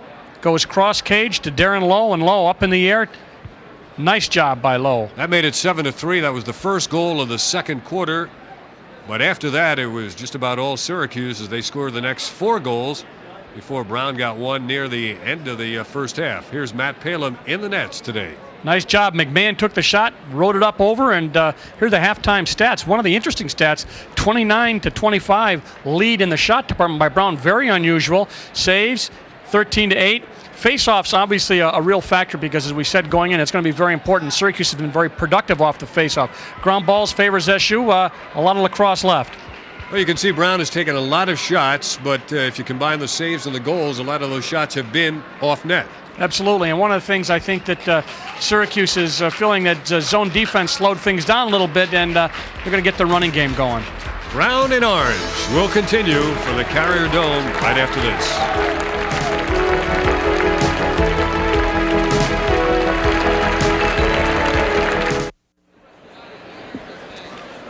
This is the crowd in the Carrier Dome watching lacrosse for the final time in the 1990 season. Many of them are thinking in terms of the Final Four down at New Jersey. This, by the way, is the final game of the year for us from Super Sports. We began last September with football, basketball, women's basketball, a variety of sports, culminating with lacrosse in this NCAA quarterfinal round game. Dom Starsia has had his team play a zone defense that has slowed down Syracuse on occasion, but the transition game has helped the Orangemen to an 11-4 lead as we get set now for the start of the second half. And as we said, those face-off goals and that fast break, they're not even able to really, with that kind of speed. Syracuse just popped 2 in 29 seconds, and that kind of set the tempo.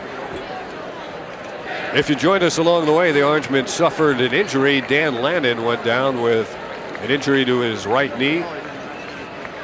He is definitely through for this game, and we'll have to hope for his sake that it is nothing more than a sprain. And obviously, there's always a possibility it could be worse than that. Roy Simmons and John Desko, Dom Starsia. The crowd here in the Dome getting set for their final half of lacrosse collegiately in the 1990 season.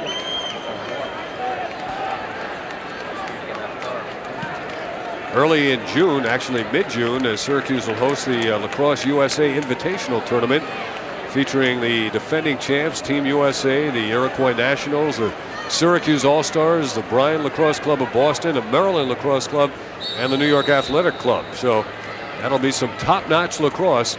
We'll have many of those games for you as well this summer. Off the opening face, no possession. They had to call a push. Yep, against Syracuse. Pratt hustling off to the bench. Rodney Dumpson is coming on, and he has a step on the defender. Shot from way outside. Egan. Now Paul Gait. Behind his back, way out. Dumpson had to check his stick to make sure he had it. I think they thought Here's Gary, gets a step on Tiffany. Here he comes. Yes. How did that ball get in there? Oh, I was just going to say, when Paul came out from the other side, they thought he was going to do it then. Thank goodness for the replay, because I have no idea how that one ended up in the net. Tiffany, number 5, and then Gary Gaits sees. There it is. Yes, it hits, and that was clean as could be. With 14:24 remaining. Subway Gate. Unassisted goal, number 22, Gary. I see how the stick comes around, but I can't see how you can reach that far and Have turn enough it in. power to do it? I think I told you before the game I saw him practicing where he could throw the ball from behind and make it hop back into the goal. Possession, Brown. Andrew Towers picks it up. Syracuse is leading 12-4. Well, those who came hoping to see that, I'm sure will not be disappointed. Here's Towers trying to go low, and Palem plays that one. McCabe comes out, called Palem off of that play. Upfield it goes now to Patain. Persing streaking in the middle. Persing gets the pass. Persing goes behind Burns. Egan will send behind. Maricek has been relatively quiet. Feeds it to Burns. That hits the back. Burns gets it back. Burns feeds it over the head of Maricek. Out to midfield. Cahey just stepped out and took it. Came right in out of the substitution area, and the ball went right in his stick. Now Cahey and Bonacci coming into the play.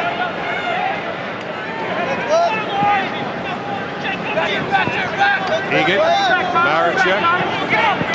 Gary Gait is calling for it. 22. Burns is open in front for a moment. Now here's Gary. In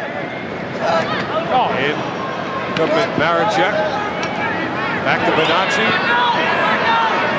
Gary Gaits scoops it up. Bonacci in the middle, couldn't handle it. The outlet is too far from McMahon.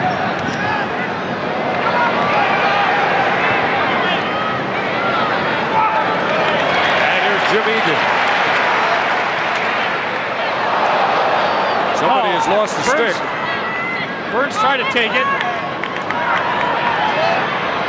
Ricky Kramer in midfield. Syracuse dominating the action here. Bonacci, nice change of direction. Draws the double team from Tiffany.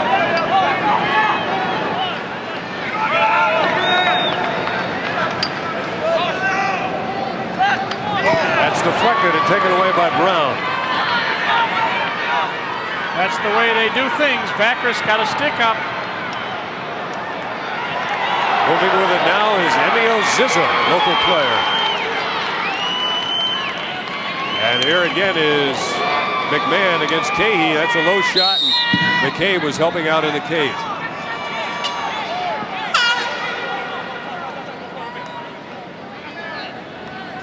We're going to get a... There's the ball. Munro has it.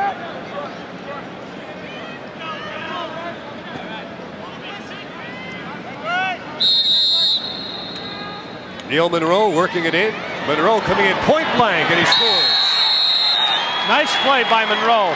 They ran a little out of bounds, inbounds play, and he got a jump. And we'll see it from the end zone. There's the move. That's McCabe, and he can't get anything on it. He beat him, and then it's one-on-one with Matt Palem. Goal line number 1, Neil Munro. Brown goal line. McCabe was setting the double team on Towers. 12, round 5. Procedure. A procedure on the face. Got to be on Brown. It is. That was Towers.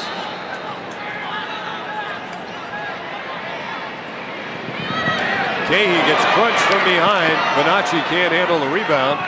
Bonacci gets it back for the moment.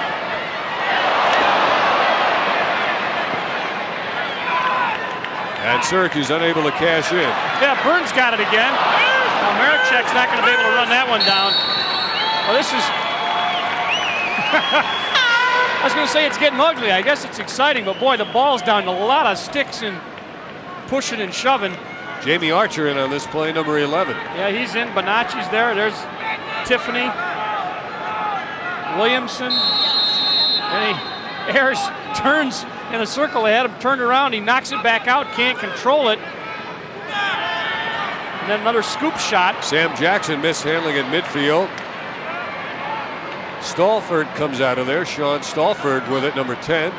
Simmons is going to run right at him. I'm telling you. Simmons throwing his body around liberally. Persing throws it upfield. That forces Ayers to come way out. This will be interesting. Now it's Jackson, hoping his team can regroup. Jackson with the spinner against Simmons. I tell you what, there's going to be a lot of guys. Syracuse are going to get some playoff playing time.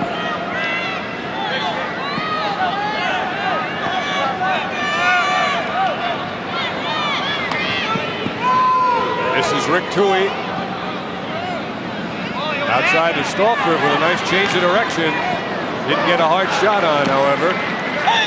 And Matt Palem will send it out. Upfield to Persing. Does a good job to play it. McCabe is directing him like a traffic cop. And a save by Ayers. McCabe is in there looking for the offensive rebound. I think Pat was hoping he'd get a pass. Crease violation. Now they got to clear it.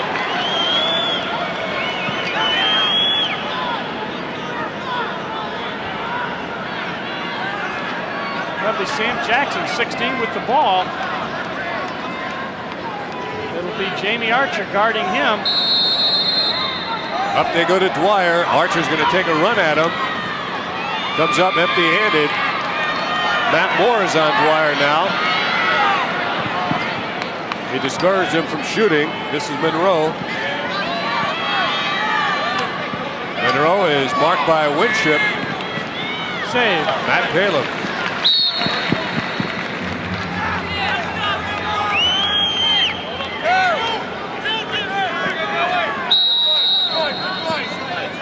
Oh, boy, they're really doing some hitting. Nice move.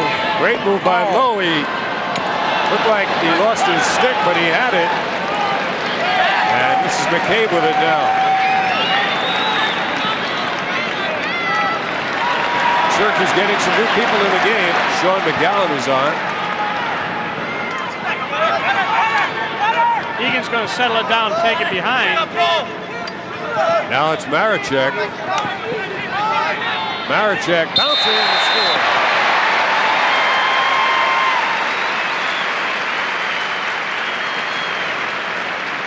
Trudell on Maricek, and after Egan went behind, settled it down, he passed it to the other attack man, and Maricek with the super stick. Not able to get stick on stick with him. Trudell lets him take that right-handed shot. Watch Maricek bring that stick around. Now Trudell sees the stick, but he's going to push him. Not able to get the stick on him, and that gives goal number 13 to Syracuse.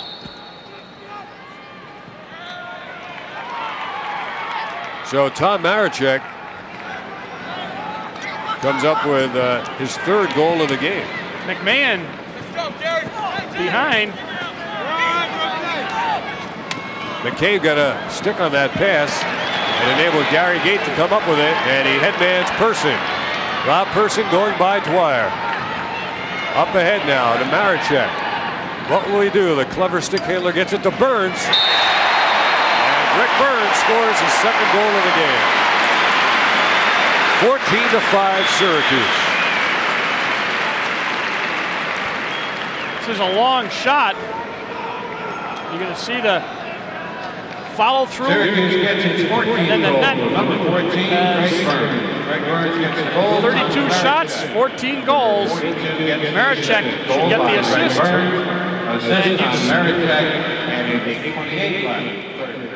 Puts it by Ayers, defenseman there, ducking out of the way. About a 12-yard shot. Yeah. 14-5. McMahon checked away from him beautifully by Paul Gait. Gary is to his left, Egan to his right. Paul changing direction, finds Gary. Dumpson's been fairly quiet. Greg Burns looking to give it back. Now Greg, the one-time high school quarterback, works from behind. He still has it, down to a knee, gives it up to Egan. The official goes down, set a pretty good pick. Yeah. Egan against Tiffany. Rodney Dumpson. Off to Gallup.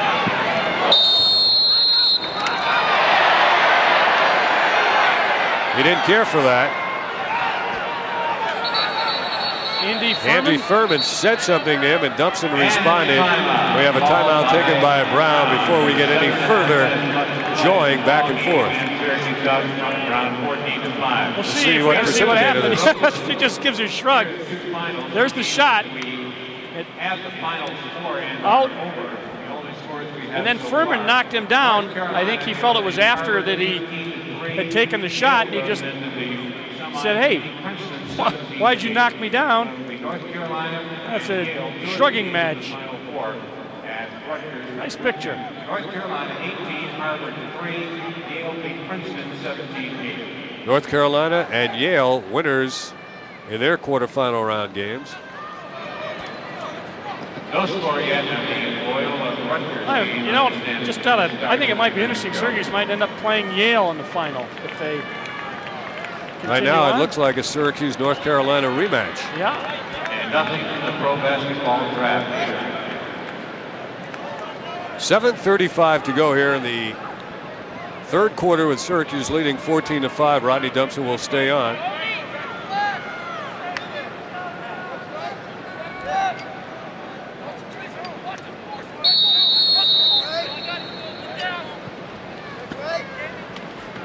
Egan and Tiffany again.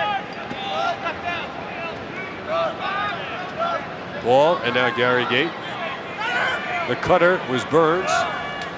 Here's Gary. And Paul.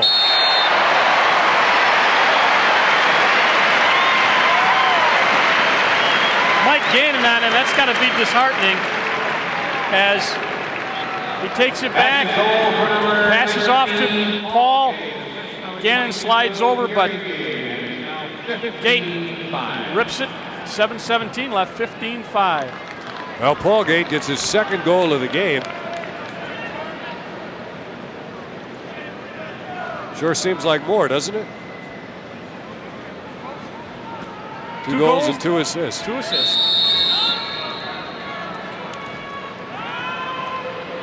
15-5.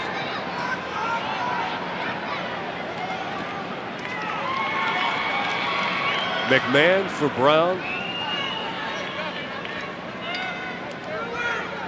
Syracuse showing no effects of the layoff.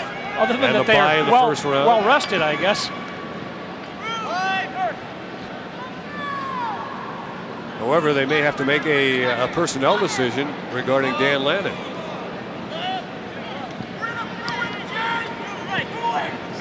Rosters have been reduced, so I wonder what you do in this situation. Do you call up somebody and say, come on back?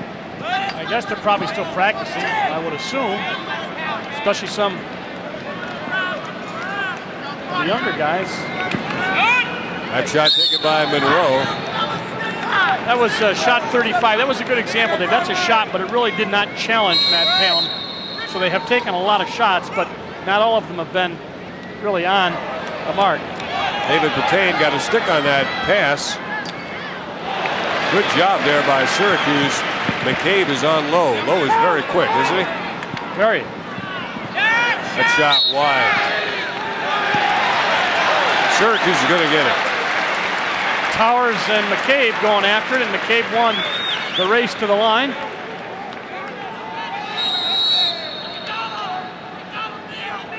Lots 6 minutes to go here in the third quarter.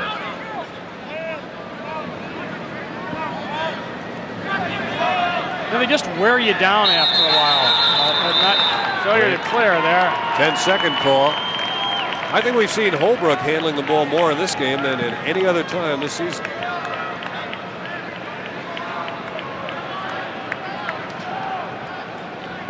Well, it's the kind of thing where you're going to get people. It's good to have the guys be able to do that. Sometimes in games they'll take stuff away from you. Sam Jackson separated from the ball. Nice job by Stratton to get it to Bonacci. That brings the crowd to its feet, roaring. Ricky Kramer in close. Burns back up top. Bolin off the stick of Marichek. Bolin looking for Marichek on the crease.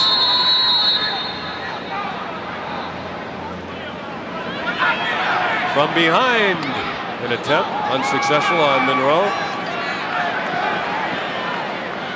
Neil Munro against Pat McCabe. Darren Lowe now. 5 minutes to play here in the third quarter, and Syracuse leading at 15-5.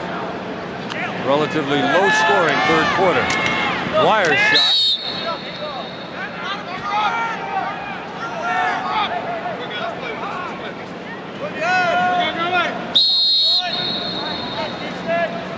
Andrew Towers pushed out of shooting position, and in the net was McCabe. Pat McCabe made the save. What? Yeah, he turned to the official and said, he can't do that. What are you doing?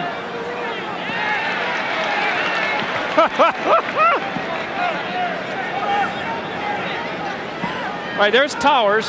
That's Holbrook on him. Holbrook's done a great job on him, and he pushes him out, and then he comes back, takes a left-handed shot. It goes by Palem, but the rebound off himself and caught by McCabe, and just got it. There it was right there. And then he does it again. Well, if I didn't get called the first time, apparently they're not calling it this game. Right? Apparently they're not calling it this game. I think he thought that Matt Palem was in and out, but he just got back in there.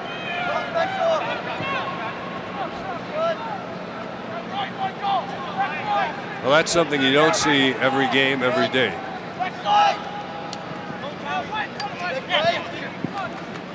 Working our way down to the 4-minute mark here in the third quarter. Egan and Tiffany. There's a pick set by Marichek.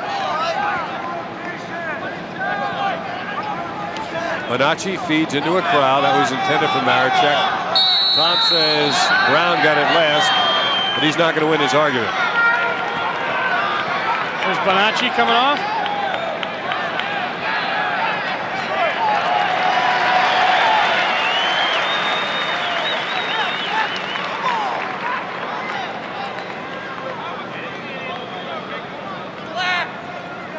Yeah, it's Syracuse ball. They got that one back.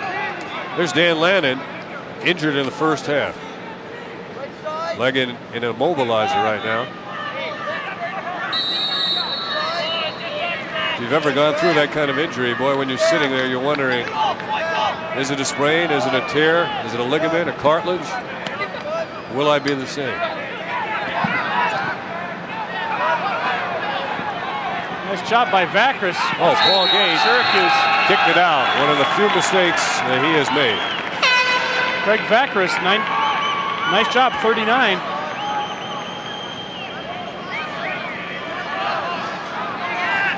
You know, you look down this Brown roster, they're a young team. Lots of freshmen, sophomores, juniors, not a lot of seniors. Good year for the Ivy League in lacrosse. Absolutely.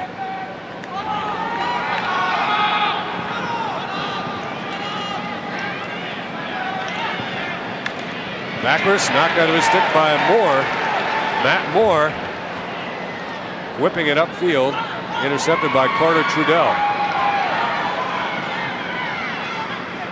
Everybody onside.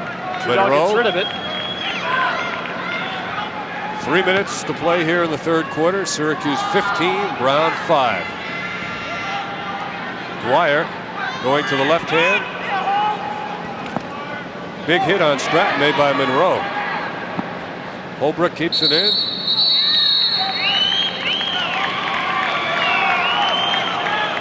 For the moment he did. Brown gets it back with 2:51 to go. Officials really moving this game right along. Dwyer looking to get it to McMahon. Instead, he'll move against Moore. Palin did a good job on Yes. Watching and making sure he had Dwyer the whole way. You realize Palin has not, I don't believe, even been an honorable mention All-American, and he was MVP in the '88 National Championship game. Let's see if Lowe tries to dodge by McCabe.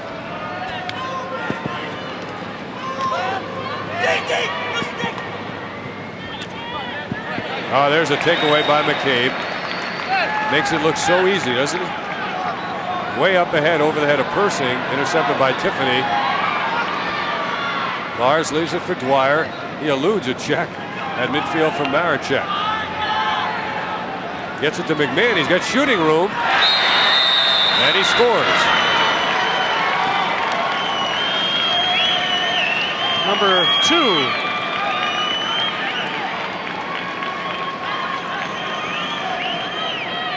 Shot, left-handed shot, crank. Off, right, I think off the inside foot. For Brown. It's McMahon. Scored by Left hand. 23. See those defensemen get those heads down. Goal by 23, Jay McMahon. There's 2 minutes and 8 seconds left to play in the third Second period. goal. 15, Brown 6. Gary Gait coming all the way in and shooting. Rebound by Egan. Oh! Ayers was hit by a Maricek. Syracuse keeps it with Pratt. Egan lost his stick. Ayers lost the ball. Pratt is in the vicinity. In the game is Tom Peters. Syracuse gets it back. They work it in close. Over the head of Gary Gait. Furman beaten to the ball by Gary. Here he comes. And the shot is wide by Jim Egan. Well, you wonder why that guy's the best lacrosse player perhaps that ever was. He just went after that ball, came up with it between 2 guys, looked for Egan. Those are the things you don't see in the stats. That's my ball. I want that ball. Oh, there was that quick release by Dumpson.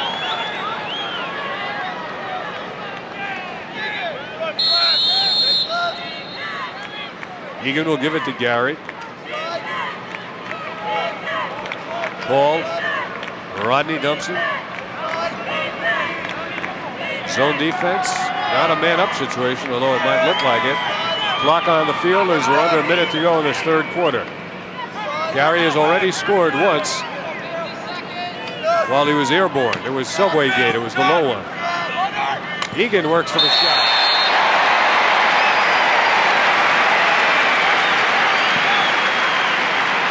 Jim Egan. Great sense of humor, very understated. Second goal. Zizza on Egan, I believe. That's Sheehan there.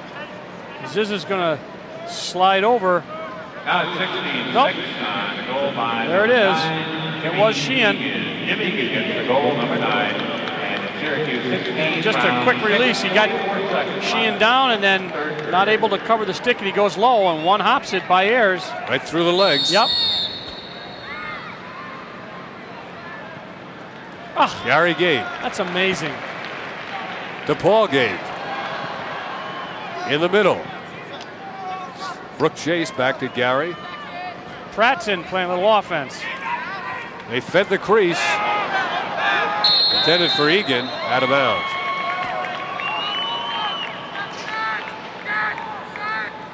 .24 seconds, third quarter.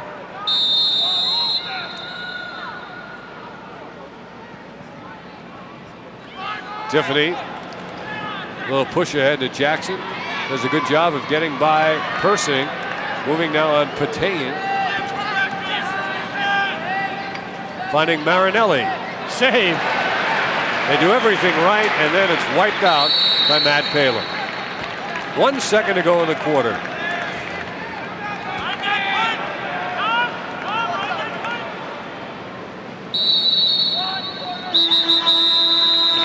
And at the end of the third period, And so now 15 minutes separating Syracuse from a return trip to the Final Four of college lacrosse. We'll be back with the fourth quarter right after this.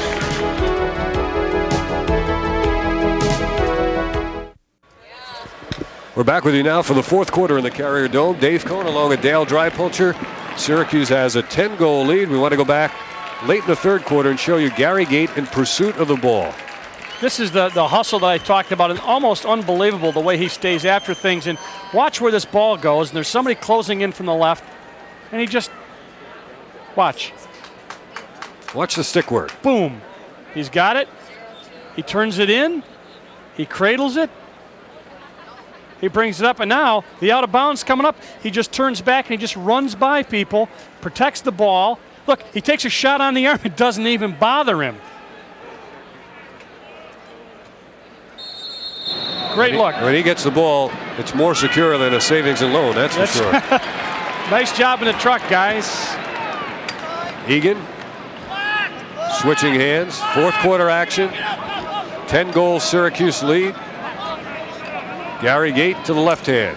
Even with a crease. Hook shot by Burns. A bouncer. And Brown can't handle it. That was Phil Maletta. Dumpson took away the ball and the stick. What a job against Emio Zizza. Pat McCabe in the middle to Paul Gait. He's got 20 yards of open field. They could not cash in.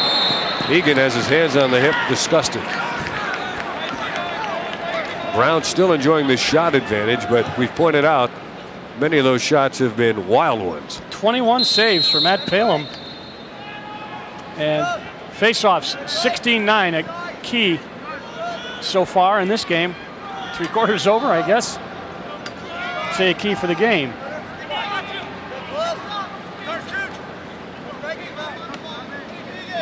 One of the keys, I think, against beating Syracuse would be to do what Penn did, which was control the ball and the face-offs. In close. Burns pulls it down. Oh. Makes you glad you got a face mask. Carter Trudell loses it. It's shoveled ahead, but look who's there to pick it up. Paul Gait. Low one. Nice save. Maricek took that shot. Yeah, you come here and play goalie, you're going to get a couple days worth of shots on you, and most of them are going to be of that variety, the hard, right-on shots. Remember what Matt Palem told us earlier in the year? As you advance in the sport of lacrosse from the Pee-wees to high school, you actually wear less and less equipment as a goalie. Right, and the shots get harder and harder. Nice change of direction, a little bit high. Gary a little bit frustrated that time. You know, you look at a guy like Rodney Dumpster, who doesn't have great stats on the year in terms of goals and stuff, just does a great job, and there's so many guys like that on this team. Egan. There's Paul with a change of direction. He hits the deck. You know, they raised an interesting point in Sports Information Department about the attack man of the year. They said, you know, Maricek and Burns both might be candidates. And if they get enough votes, they can almost cancel each other out. Dumpson, look at that move. Ayers with an equally fine save. Outletting it too far, however, and Pat McCabe plays it. Shovels it into the middle. Just amazing. The fans appreciate that. Right there, they all kind of spontaneously broke into applause. Because he could have made the short shovel and it was in danger of being intercepted. That's so he knew right where to throw it. He's an All-American defenseman.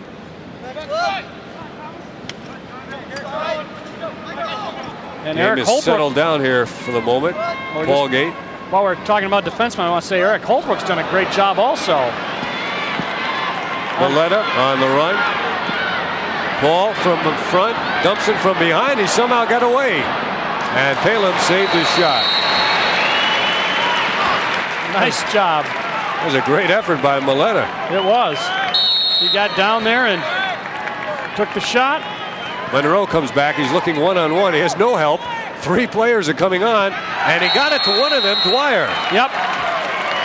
That was interesting. Well, they were kind of outnumbered at the time. They were making some changes, and they were outnumbered on the crease. That's Winship on Munro, and then Munro gets to Dwyer, and Dwyer had to move.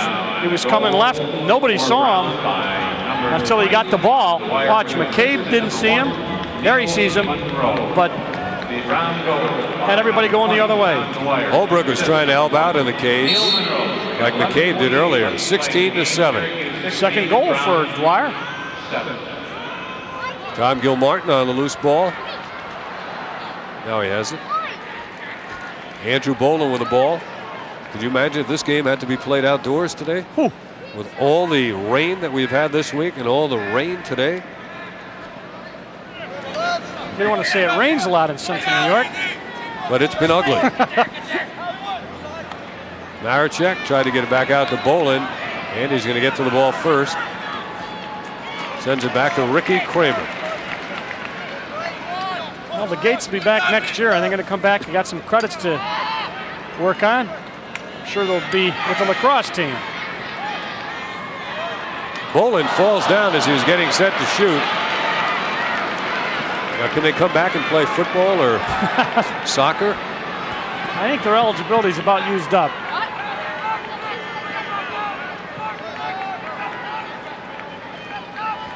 We have 10:44 to go in this game.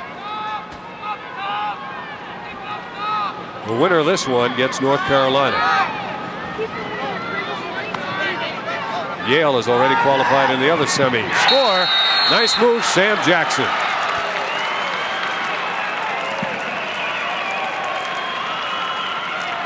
Sam Jackson. It goes high. That's Kramer on him. Sam's a sophomore out of Ambler, Pennsylvania. He went high. Boy, he just got that in. Nice shot. Just below the top crossbar. Matt Palin is going to check out after that goal.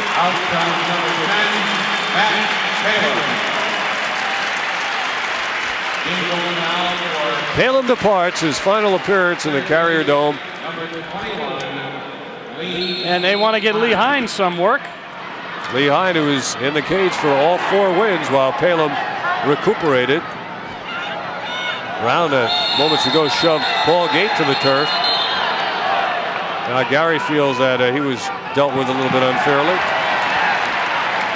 Illegal screen, apparently. That'll be Brown losing possession.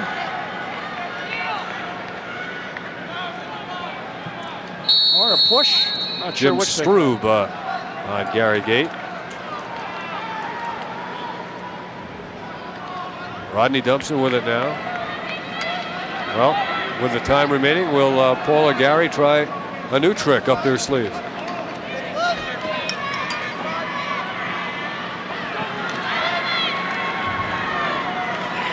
Here's Gary, Dumpson, and Gary. Are they setting him up for something?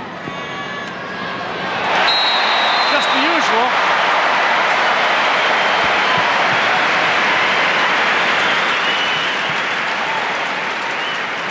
Somebody down front got a Canadian flag. He's been waving it. It's really kind of a nice touch after this goal as Syracuse goal. the power as they bounce the sticks off his forearms. Paul Gait still puts it by as Carter Trudell, 41, puts some aluminum on him right there. Watch, gets him right there again. All legal, but just not enough to stop him from putting it by Ayers.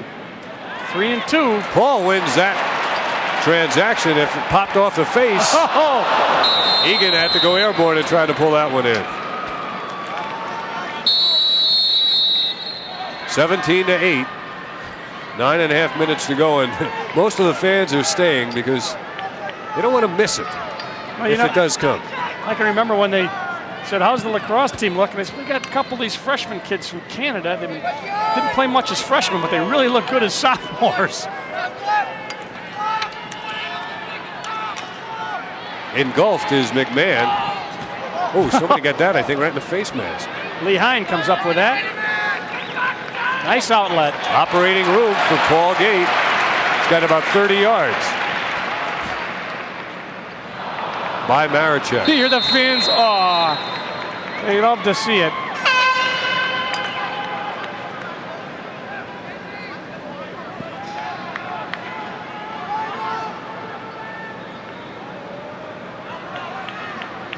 You can tell by the amount of running why you don't see a lot of fat lacrosse players. That's right. You get Bill some Tully's big the guys. biggest. He's Yeah. about 240. You don't see the football players like you used to. No. We have a delayed call against Syracuse. That Simmons going to a little bit of a slash on Sam Jackson. He might get a second.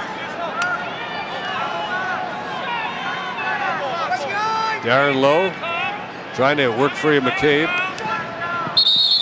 Now the penalty will be assessed. 8.5 minutes remaining.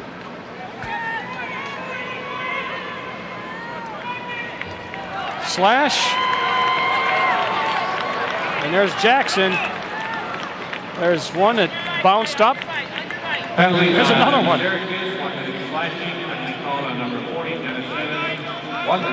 So Dennis Simmons just saw very early action in this game. Gets the penalty here.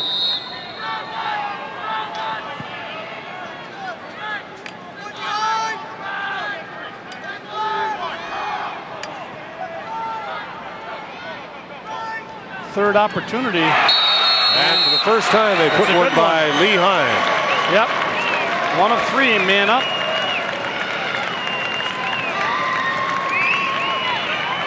Pass. Slide. Shot. Goal. You know, the way we slow it down, it looks like, gee, man, we might have been able to have that, but believe me, when it's going that fast, it's hard to see. 17, round 9. So, Tuohey with an extra man, 17-9. The most goals Brown has ever allowed in a game is 25, and if Syracuse, I think, wanted to, they could probably approach that. Now Brown's starting to take some face-offs. Dwyer's going to get this pass from Munro.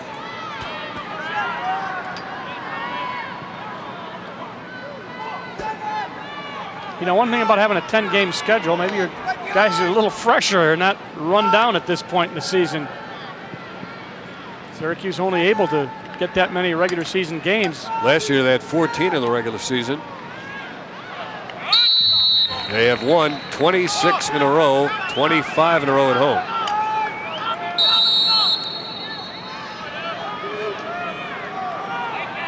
Talking to some officials, and they said it always seems to be Syracuse and the rest of the pack.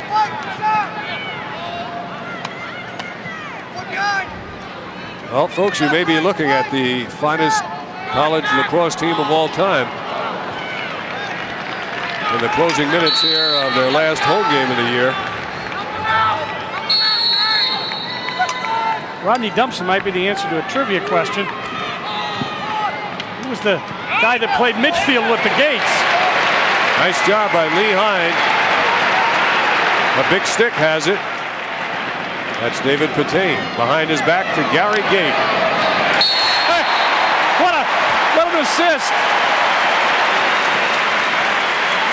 Patane, all of the Gaits. Watch, big stick.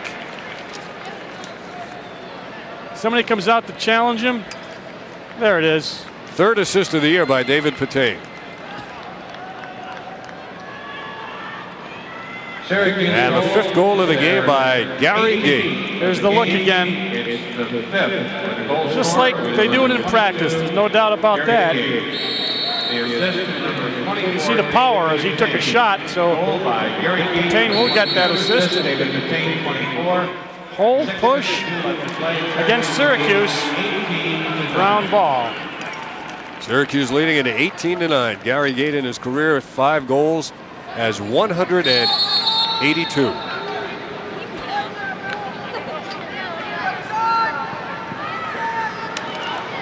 Hine got a piece of that one. Gary is now 11 behind the all-time goal-scoring mark set by another Canadian by the name of Stan Cockerton. at North Carolina State in the late 70s. You know, you want to. There's a guy right there, Towers. Done a pretty good job on him.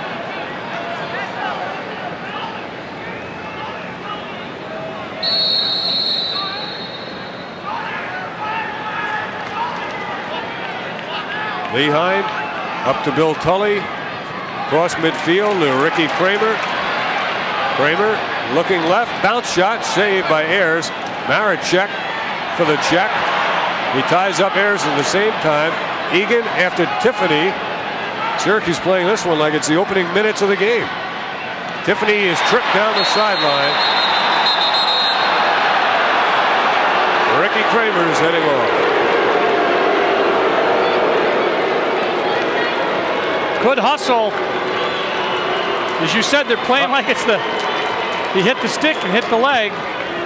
What happened is they actually hit feet, and that interrupted the gait of Ricky Kramer. And then he tripped and brought down Lars Tiffany.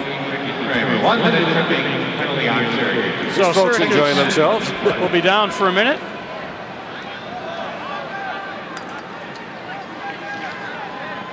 You know, Dale, maybe what we need here is a nice artificial sun.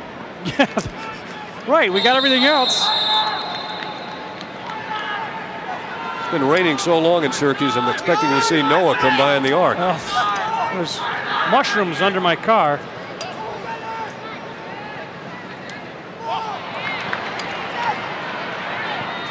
Andrew Towers gets his first goal of the game. Yeah, 6'4" attack man. We said coming in he was a guy to look at for Brown, and he's been held scoreless until 5:51. Coming in, he had 57 goals and 16 assists. Not much cause for celebration by Towers, who doesn't use his height, but he goes low on this one. Scored by number And Brown hits double figures now. 18 to 10. And Lowe has 1 goal and no assists. Great job by Syracuse defense individually. Most goals Syracuse has allowed this year is 12. Well, nice job by. Whoa. There's Tuohey. And it's 18 to 11 now with 5.5 minutes to go. Watch Tuohey. Is going to get the pass from Dwyer. Just takes a one hopper, and that's one Leheim should have had. 5 minutes and 34 seconds. Third goal of the game by Richard Tuohey. Rick Tuohey. I was just going to say, however, Holbrook and McCabe have done a great job on the 2 guns coming in, Lowe and Towers.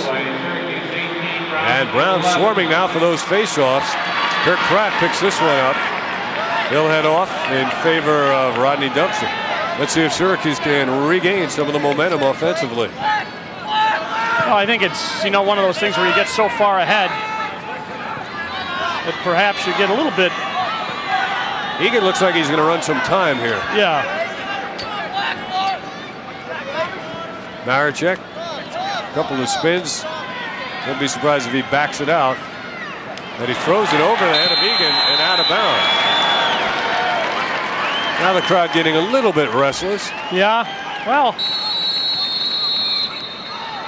don't forget, this is the quarterfinal of the NCAA playoffs. This isn't just a regular game. These teams had to beat some people to get here. They've got some talent. 7-goal deficit with under 5 minutes to go. Possible, but not likely. Nice feed from Lowe. They're hustling for those ground balls, the Brown Bears. That was thunder. To Dom shook.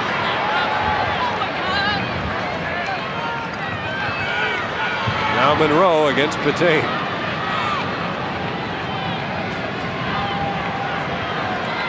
Munro is brought down. That's a flag.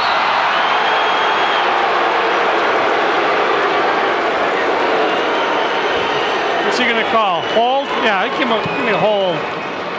And Munro is a little bit shaken up. They have sprained the ankle. 30-second penalty call out Syracuse for holding charge to number 24, David Tuohey. Munro is going to have to come out. 30 seconds. Tuohey will be down for 30 seconds. Man up opportunity number 5. Yeah, Munro's in pain. He had that ankle screwed into the ground.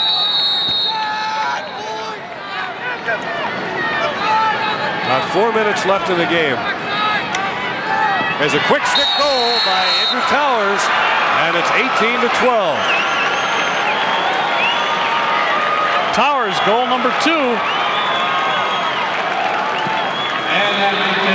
There's a feed, cross cage, and he just quick sticked it right by the defense and Lehigh.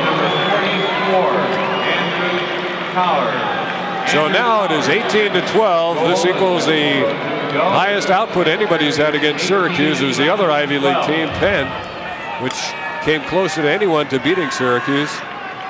4 minutes and 2 seconds to go. Now a 6-goal lead, or deficit, depending on your point of view. It's going to Paul Gait. He's brought down. Now we get a rather late whistle. Push.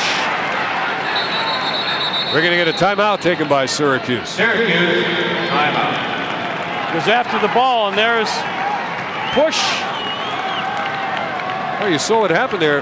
Gait had his foot on top of the other player who pulled his foot out from under. Now, Coach Simmons is going to say, let's not let this one get out of hand. Let's get another goal here.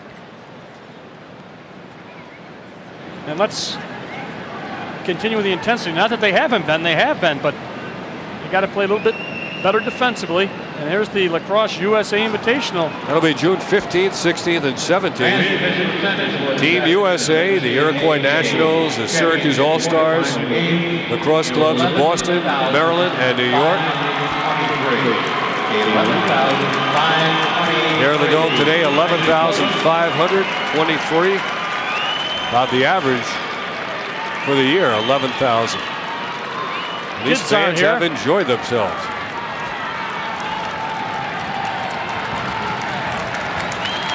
Under lightning and thunderous skies, under Teflon, high and dry. If we were outside, we'd be in a lot of trouble. Right now, we'll see if Brown's in a lot of trouble. There's a little hidden ball trick. Let's see. No. Who's got it? Who's got it? Ball came all the way through. Gary had it. He didn't fool anybody. Egan behind. Now Maricek.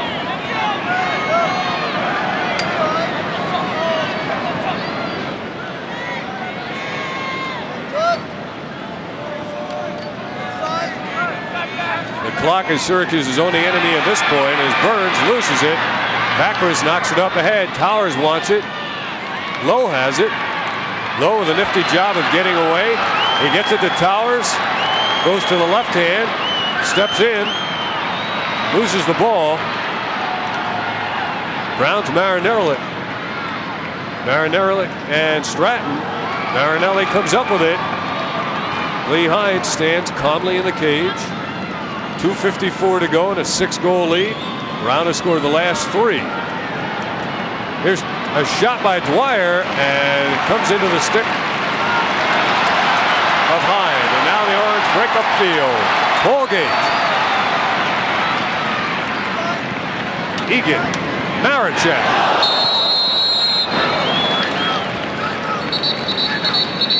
And a timeout taken down by Brown. With 2 minutes and 33 seconds remaining. 18, Brown 12.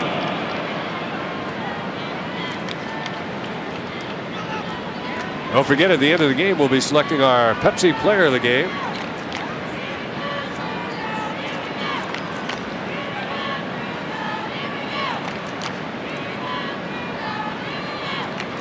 There's the huddle. I don't know what he's going to say. Let's keep hustling, guys. We're going to make this one respectable. At 18-12 right now. You see the replay. Pass back. Maricek takes a shot on the head.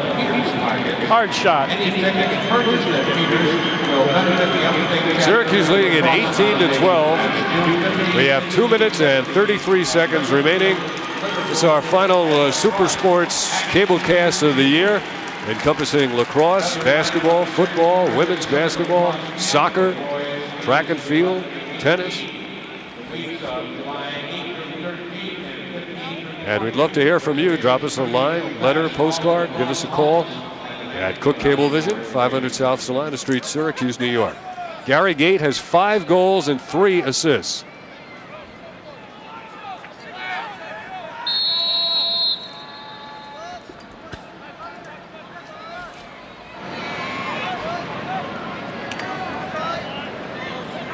Brooke Chase on now with Maricek, Dumpson, Egan, Paul and Gary. Gary with the ball. Deflected but played behind by Egan. Gets away from Vaklis. Now Maricek and Dumpson. And Gary. I think he told him to take some, I got to keep it in, told him to keep the ball moving and let's get some time off the clock. If the ball goes out of the box now, you lose possession. Syracuse rotating it. A couple of Brown fans, I think, are yelling boring. It's about the only time you'd ever hear that applied to Syracuse. Minute and a half to go. Egan. And Vaklis. Now minute 25. Egan comes out. They've inverted. Egan shoots to the open cage. Rebound went in the direction of Brooke Chase. Minute 18 to go, and I think very shortly now the fans will rise to their feet like the end of a 15-round fight.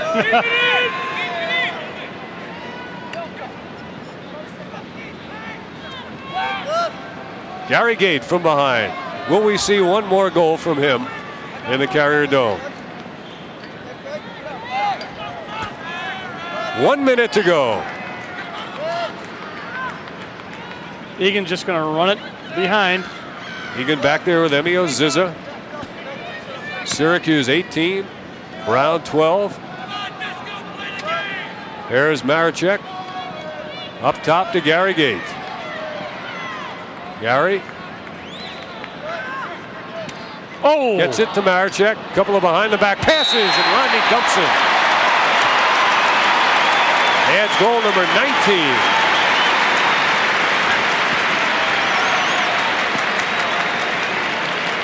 It's got the nicest release as Gary Gait looks, sees Rodney Dumpson after Maricek does behind the back to Dumpson, and Dumpson, woo! And now Gary and Paul Gait are coming out of the lineup. They have their helmets off.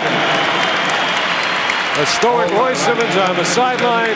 Gary and Paul Gait getting a standing ovation, as are the rest of the Syracuse Orangemen, 13 seniors in all, as we're down now to 25 seconds to go.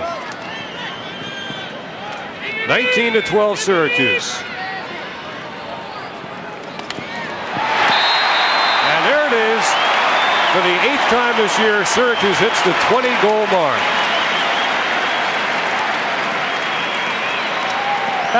It's the equivalent of pulling the goalie in hockey as he comes out to try to play a little defense, and Brooke Chase puts it right in. Joe Bonacci, Greg Burns, Dan Cahey, Brooke Chase, Rodney Dumpson, Jim Egan, Gary, Paul Gait, Matt Paleb, Rob Persing, Kirk Pratt, Chris Robinson, and Dennis Simmons, all in their final Carrier Dome action. We're down to 10 seconds to go. Quite a recruiting class. 20-12 is the score, as Brown, with 3 seconds, they shoot the save nice by Hine, and that is it. Nice time for a save. It is all over as Syracuse returns to the Final Four of college lacrosse by defeating Brown 20-12. We will be right back in the Carrier Dome with our Pepsi Player of the Game and more after these words. It's all over in the Carrier Dome. Syracuse going to the Final Four, where they'll meet North Carolina in the semifinal game at Saturday at noontime. Princeton or Yale will play in the other game. Syracuse winning over Brown by a score of 20-12. Time now for our selection of the Pepsi Player of the Game. A lot of firepower from the offensive players, but the return of Matt Palem as the starting goalie. And he showed that he really wasn't lacking anything athletically, Dale, as he carried this one the length of the field, took a shot in more ways than one. He took a heck of a shot. Yes, he did. And one thing I think that's important to remember is that he really is the guy that they depended on. Lee Hine backed him up capably, but he's the guy you want in the cage, and he did a great job today. 22 saves. Get a look at one right there. And in the process, he broke Tom Nim's record for the most saves in a career in NCAA tournament play. Matt Palem, 22 saves today, back after arthroscopic knee surgery, and he's our Pepsi Player of the Game.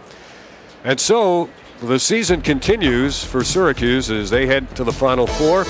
This is the end of the line for us in terms of Super Sports coverage of Syracuse sports during the 1989-90 year. We're looking forward to football come September. We'll have all those games for you once again. Our next event coming your way, the Lacrosse USA Invitational in mid-June. On behalf of everybody at Cook Cablevision and Super Sports, and especially my partner Dale Drapolcher, it's been our pleasure being able to bring you these games, sensational games and great memories we hope that you'll have for many years to come. The producer